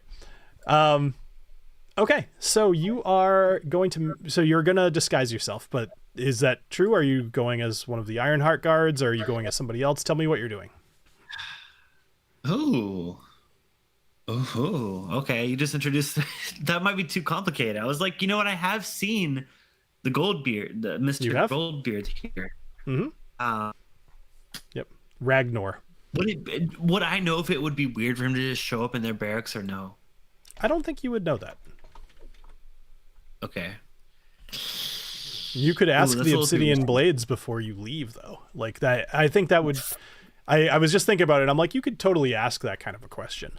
That didn't even cross my mind, but like now it has. So All yeah, right, I'd so love to ask him. Like, is that like does he show up? Does he go there often and like check in on his? yeah, so they would tell you that he is not typically involved with like the hiring of guards or whatever, but he also does like to make his presence known across all of the quarters. It wouldn't be strange that he would show up there, but I wouldn't think it was something that was common, and it might attract attention. Like, people would wonder why he was there.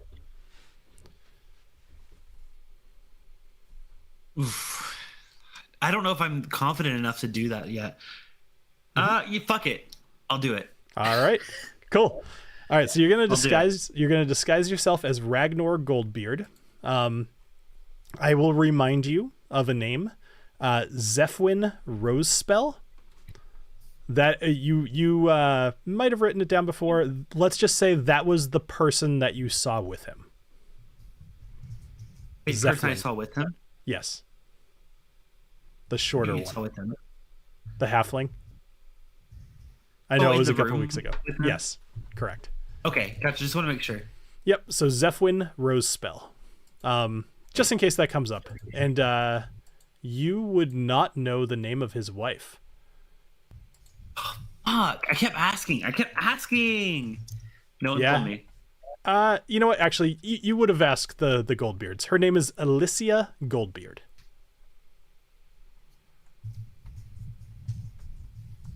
If there's something that I feel like you should remember while you're going through this, I'll help you out, because I know it was a lot. And just like the other interlude, we drank a lot. So, Right. all right. So you are going to head over to the Ironhold, which is the barracks. So that is the main area where the guards are stationed. These guards are kind of like across all of Erngor Zuik, and you've seen guards kind of everywhere. This is their barracks. And it's called the Ironhold. All right. So what would you like to do? I'd like to just walk in to gauge their reaction to me walking in? Like, is it like they're like, "Oh, like sir, yes sir," or is it like a more casual thing? Sure. It's more of a, so they're still like guards. They're professionals, and although they see you as you approach, two of them actually split off from the rest of the group, and they kind of briskly walk back into the iron hold. And one of a guard kind of comes up and meets you, and he says, "Sir, what can I do for you? What do we owe the pleasure?" And that stutter was on purpose. It's just the time of year for a random inspection of our troops to make sure that they are fully prepared to protect what is ours at the Goldbeard Sunstone mine. Roll a deception check. I'll give you with advantage at the moment because this is unexpected, and I don't want to shut it down in the first step. But let's go deception with advantage. All right, let's. You're also in a costume kind of thing, so. Correct. 24. 24. So he says, I wasn't aware of any inspection, but I absolutely, we've sent some men back. They'll get the captain, and we'll walk you through. Can I get you a drink, or can I get you anything? Is there anything that you need while we wait? I'd just like a selection of your finest men to answer my questions tonight. Finest men to answer your questions? I mean, those that you think are most worthy of protecting the most valuable treasure, which I'm sure you're aware of. I see. So you want our top men. Got it. Top, bottom, whatever they choose. All right. So, well, I can assure you that whoever we put on your job here, it sounds like it's important, and they will be what you need. So the captain kind of comes up behind him, and he says, hey, I didn't think that you'd be coming along quite yet. Did something change? Nothing, just a random inspection, as I stated earlier. All right. Well, as you know, we are going to be shipping out quite a bit of. We're sorry. Let me go back. He did not say that. So he's going to say, as you know, we are prepared to protect the shipment going out on the ship tomorrow. Our men will be stationed near the Sunstone caverns, and we will be escorting the package up to the crown, the jewel in the mountain crown. And can you direct me to the men that are doing this transfer? Well, several of them are at home at the moment, kind of getting some rest, but there's a couple here. Let me see if I can find them. Is there a specific question that maybe I can help you with? I just want to make sure they are aware of the severity of this situation and how important this is. I want to question them on this package that is being delivered. Absolutely. No problem. So he goes and he retrieves two more dwarves. These are, fairly stout-looking Ironheart. There's one named Balin and one named Gorm. And they both come up and they say, Sir, we are prepared for tomorrow's shipment. Is there any additional instructions that you need to give us? I just want to make sure you are fully aware of the situation. Can you please tell me what your mission statement is, or what is the goal here? Just want to hear it from you, not from your superiors. Want to make sure you know what you're doing and where it's going. Absolutely, sir. If you will, join us over here. There's many eyes and ears around. Best to have this conversation in private. And, of course, I like you already. So all three of you, the captain and the two Ironheart dwarves, kind of go off to a side room. And sorry, give me just a sec. Okay. They say, Sir, so you've asked us to escort you and the Chalice of Kings up to the Jewel in the Mountain's Crown to be escorted up to Erngor Kazork. I see. And how many of us how many of your team are escorting me? Am I going to be safe? There will be 6 of us along with you, and several more that are escorting from a distance, just in case something needs to happen. And what about the entrance? Are there the 2 guards as normal, or is it the same amount of guards? I'm just curious. You did not request any additional change to the guard structure of the Sunstone Cavern. Right. At least to my knowledge. Has something changed? No. It's all good. Would you like us to add some additional security? No, I think I think you sound like the plan is in place. I do worry that I feel like there's like a lot of focus on me, but like I feel like my biggest threat is outside of these caverns. I've heard rumors in the Golden Market that there may be some outside forces trying to enter. So I'm just curious if we can maybe disperse some of the men that are there to protect me in the actual caverns, put them out landside and see if they can protect me there. So you want us to redirect some guards to better protect you while you are here until tomorrow when you get on the skyship? Is that what you're asking? I'm a little unclear on what you're asking, sir. Oh, that's right. Oh, my schedule is so busy these days. What time am I getting on the skyship? Make a deception roll. Fuck. Oh, Lord. One day you guys will learn. It's a good thing you have a large bonus to this. Let's see what you roll. 21. A 21. Last I checked, it was about midday, sir. About 2 p.m. I see. Magnus Stormrider, I believe that's when he's taking off. So you want to make sure you're on the ship before then. And the ship is in reserve totally for me, right? Honestly, sir, I don't have that information. I'm not sure who else will be on or what else is going to be on that ship. Oh, no, you could talk to Magnus. Let them all on. I actually don't care if someone wants to take it before me. They can get an early ride. I can wait my turn. It's fine. I'm just saying. Okay. But I would hold on. Go ahead. I would say that would be extremely out of character for this person, and I'm going to ask for one more deception roll. Shit. I'm panicking. Everything I told you about this guy is he is very self-important. I don't think he would be like other people can go first. 19. Man, you got a good bonus to that. Well, sir, I don't think it would make sense for us to change plans at this time unless you have a reason to believe that there is a significant threat to your person. Oh, no. I feel completely unthreatened. That's why I'm trying to disperse you guys. Like, I think there are more threats on land outside of this cavern. I think, we should disperse as many people as possible from this cavern. Sir, may I speak plainly for a moment? Absolutely. Is there something that is there an impending attack that we should be preparing for? I will just say I've heard rumors, but they're coming from the outside. And I don't want to frighten you or let your guard down. I just feel like those that do have this information do not know what we know. They don't know the intricacies of these caves. By the way, may I ask you, there are several rooms in these caverns that I personally do not know the intricacies of. There's a room past where, of course, the Sunstone is, and before you get to the Chalice. And it's just a mysterious room. Like, is that a room a threat? Like, should I be worried for my safety? So I'm going to give you a second here. This is totally out of game for a moment.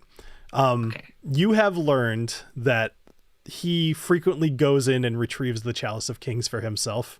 There's probably not a single inch of this location that he doesn't know of the Golden Vault. So you would have known that. Yeah. It's not a problem. We can backtrack that. Okay. Shit. I'm trying to get all the info I can. Okay, I'm trying to milk them. No, what they have. That's okay. Yeah. Like I said, I'm not unfair. I am a benevolent god. Okay, final question.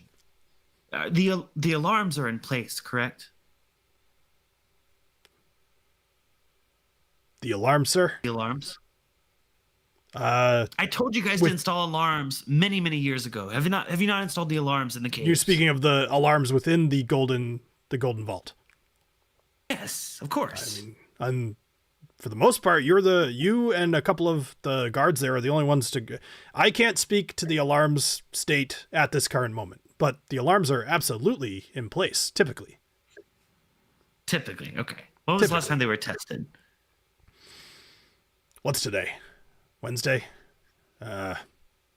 Sunday? About 3 days ago, Ah, as far as I know. okay. Very relevant. Recently. Okay, great. Well, I just warn you that if anything happens to me or my people, shit. Sir, are you saying that there is going to be more than just you that we are escorting? Because at the moment it's just you, and you say your people. Whom else is coming with you?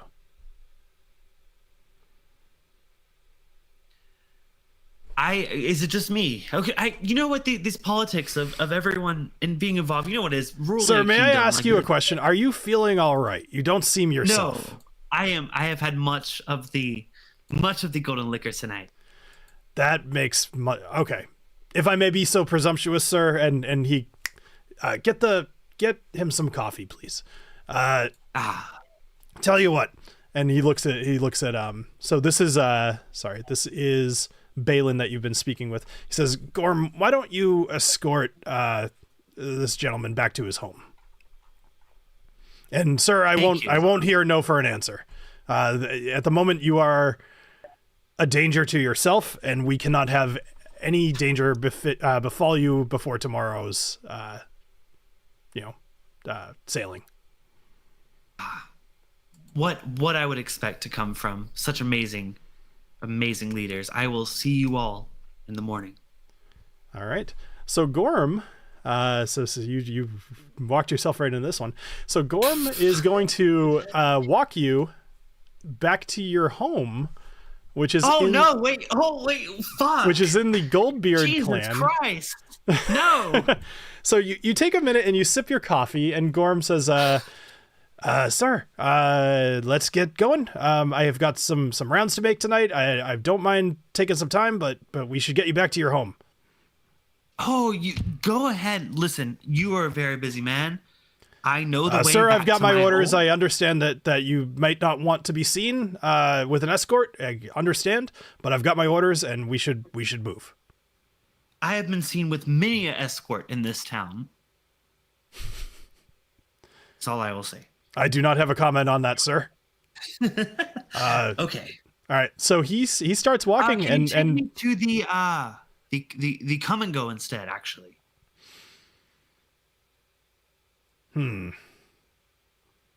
Sir, I've got my orders. I feel like I should probably bring you back to your home. And your orders come Actually, from sorry. whom? I shouldn't. Why don't you make a persuasion check? You're very good at this, so. We'll see. I still got a whiskey. You do. Oh, good, because you should probably use it. 13. All right.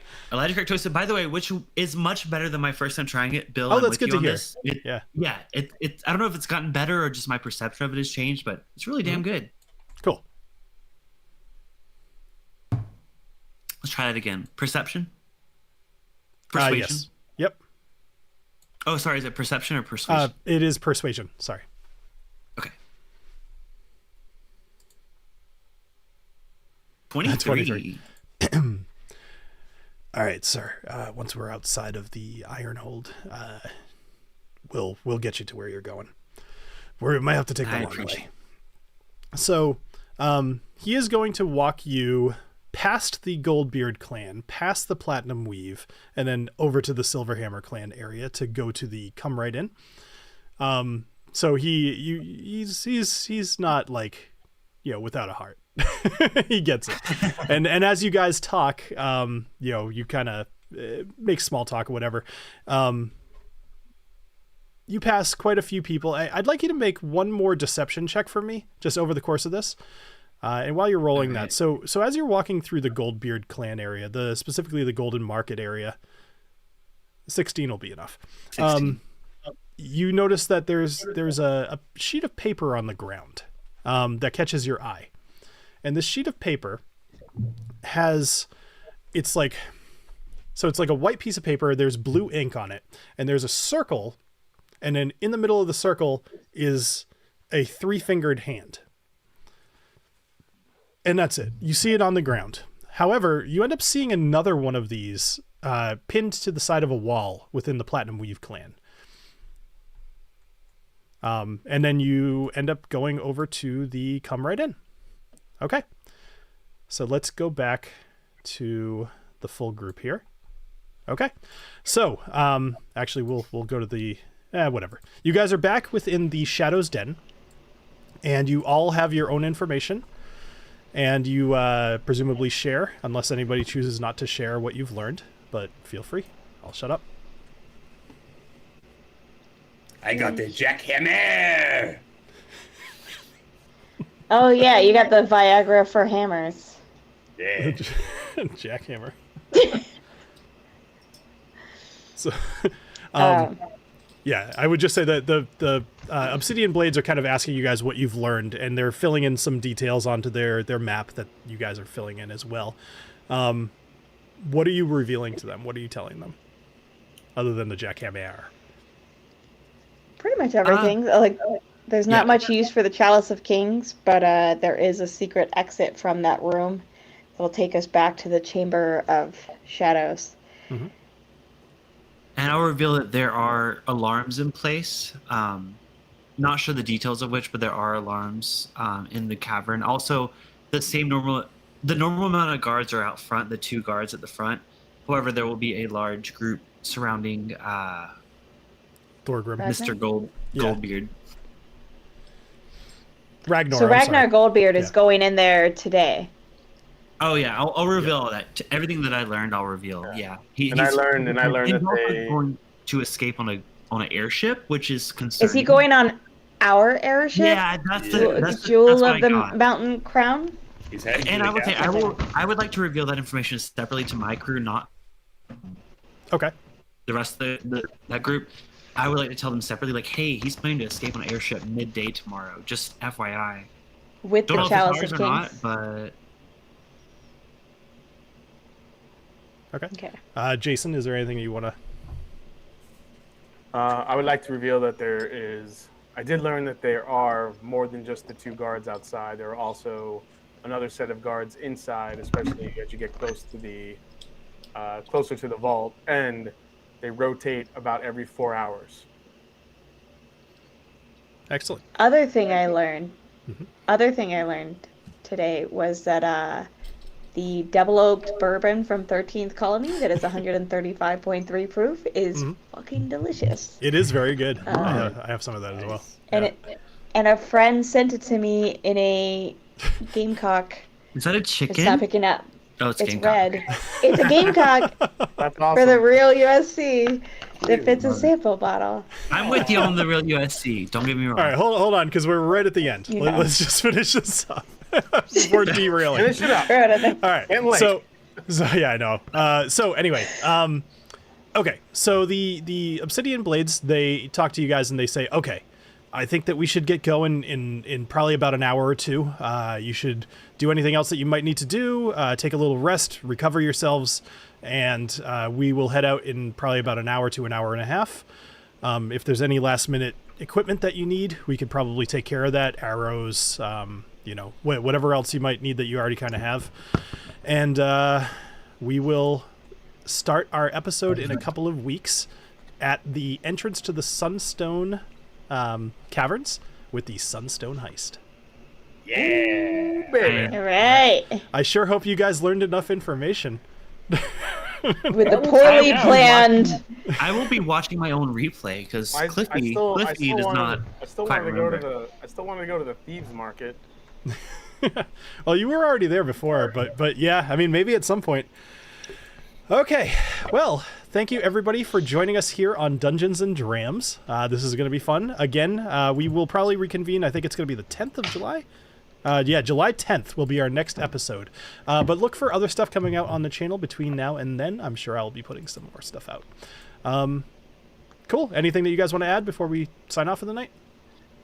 I don't know how I feel when Bill sighs at the end of the night. It's always is it like a, oh, you guys did nothing I planned, or like a, oh, I can't with you guys. Like, Right. Oh, no, it's usually more of a You sigh could have of gotten relief. so much more useful stuff. Like, yeah. Well, Oh, we not at always all. have the option to fight our way through. Yeah. Yeah.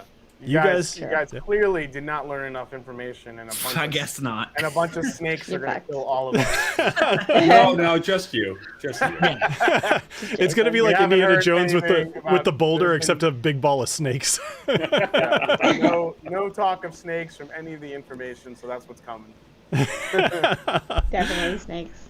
Awesome. All right, everybody. Well, have a great rest of your night, and we'll talk to you in a couple of weeks. Cheers. Cheers. Happy 4th. Cheers. Oh, yeah. Oh, yeah. Happy 4th.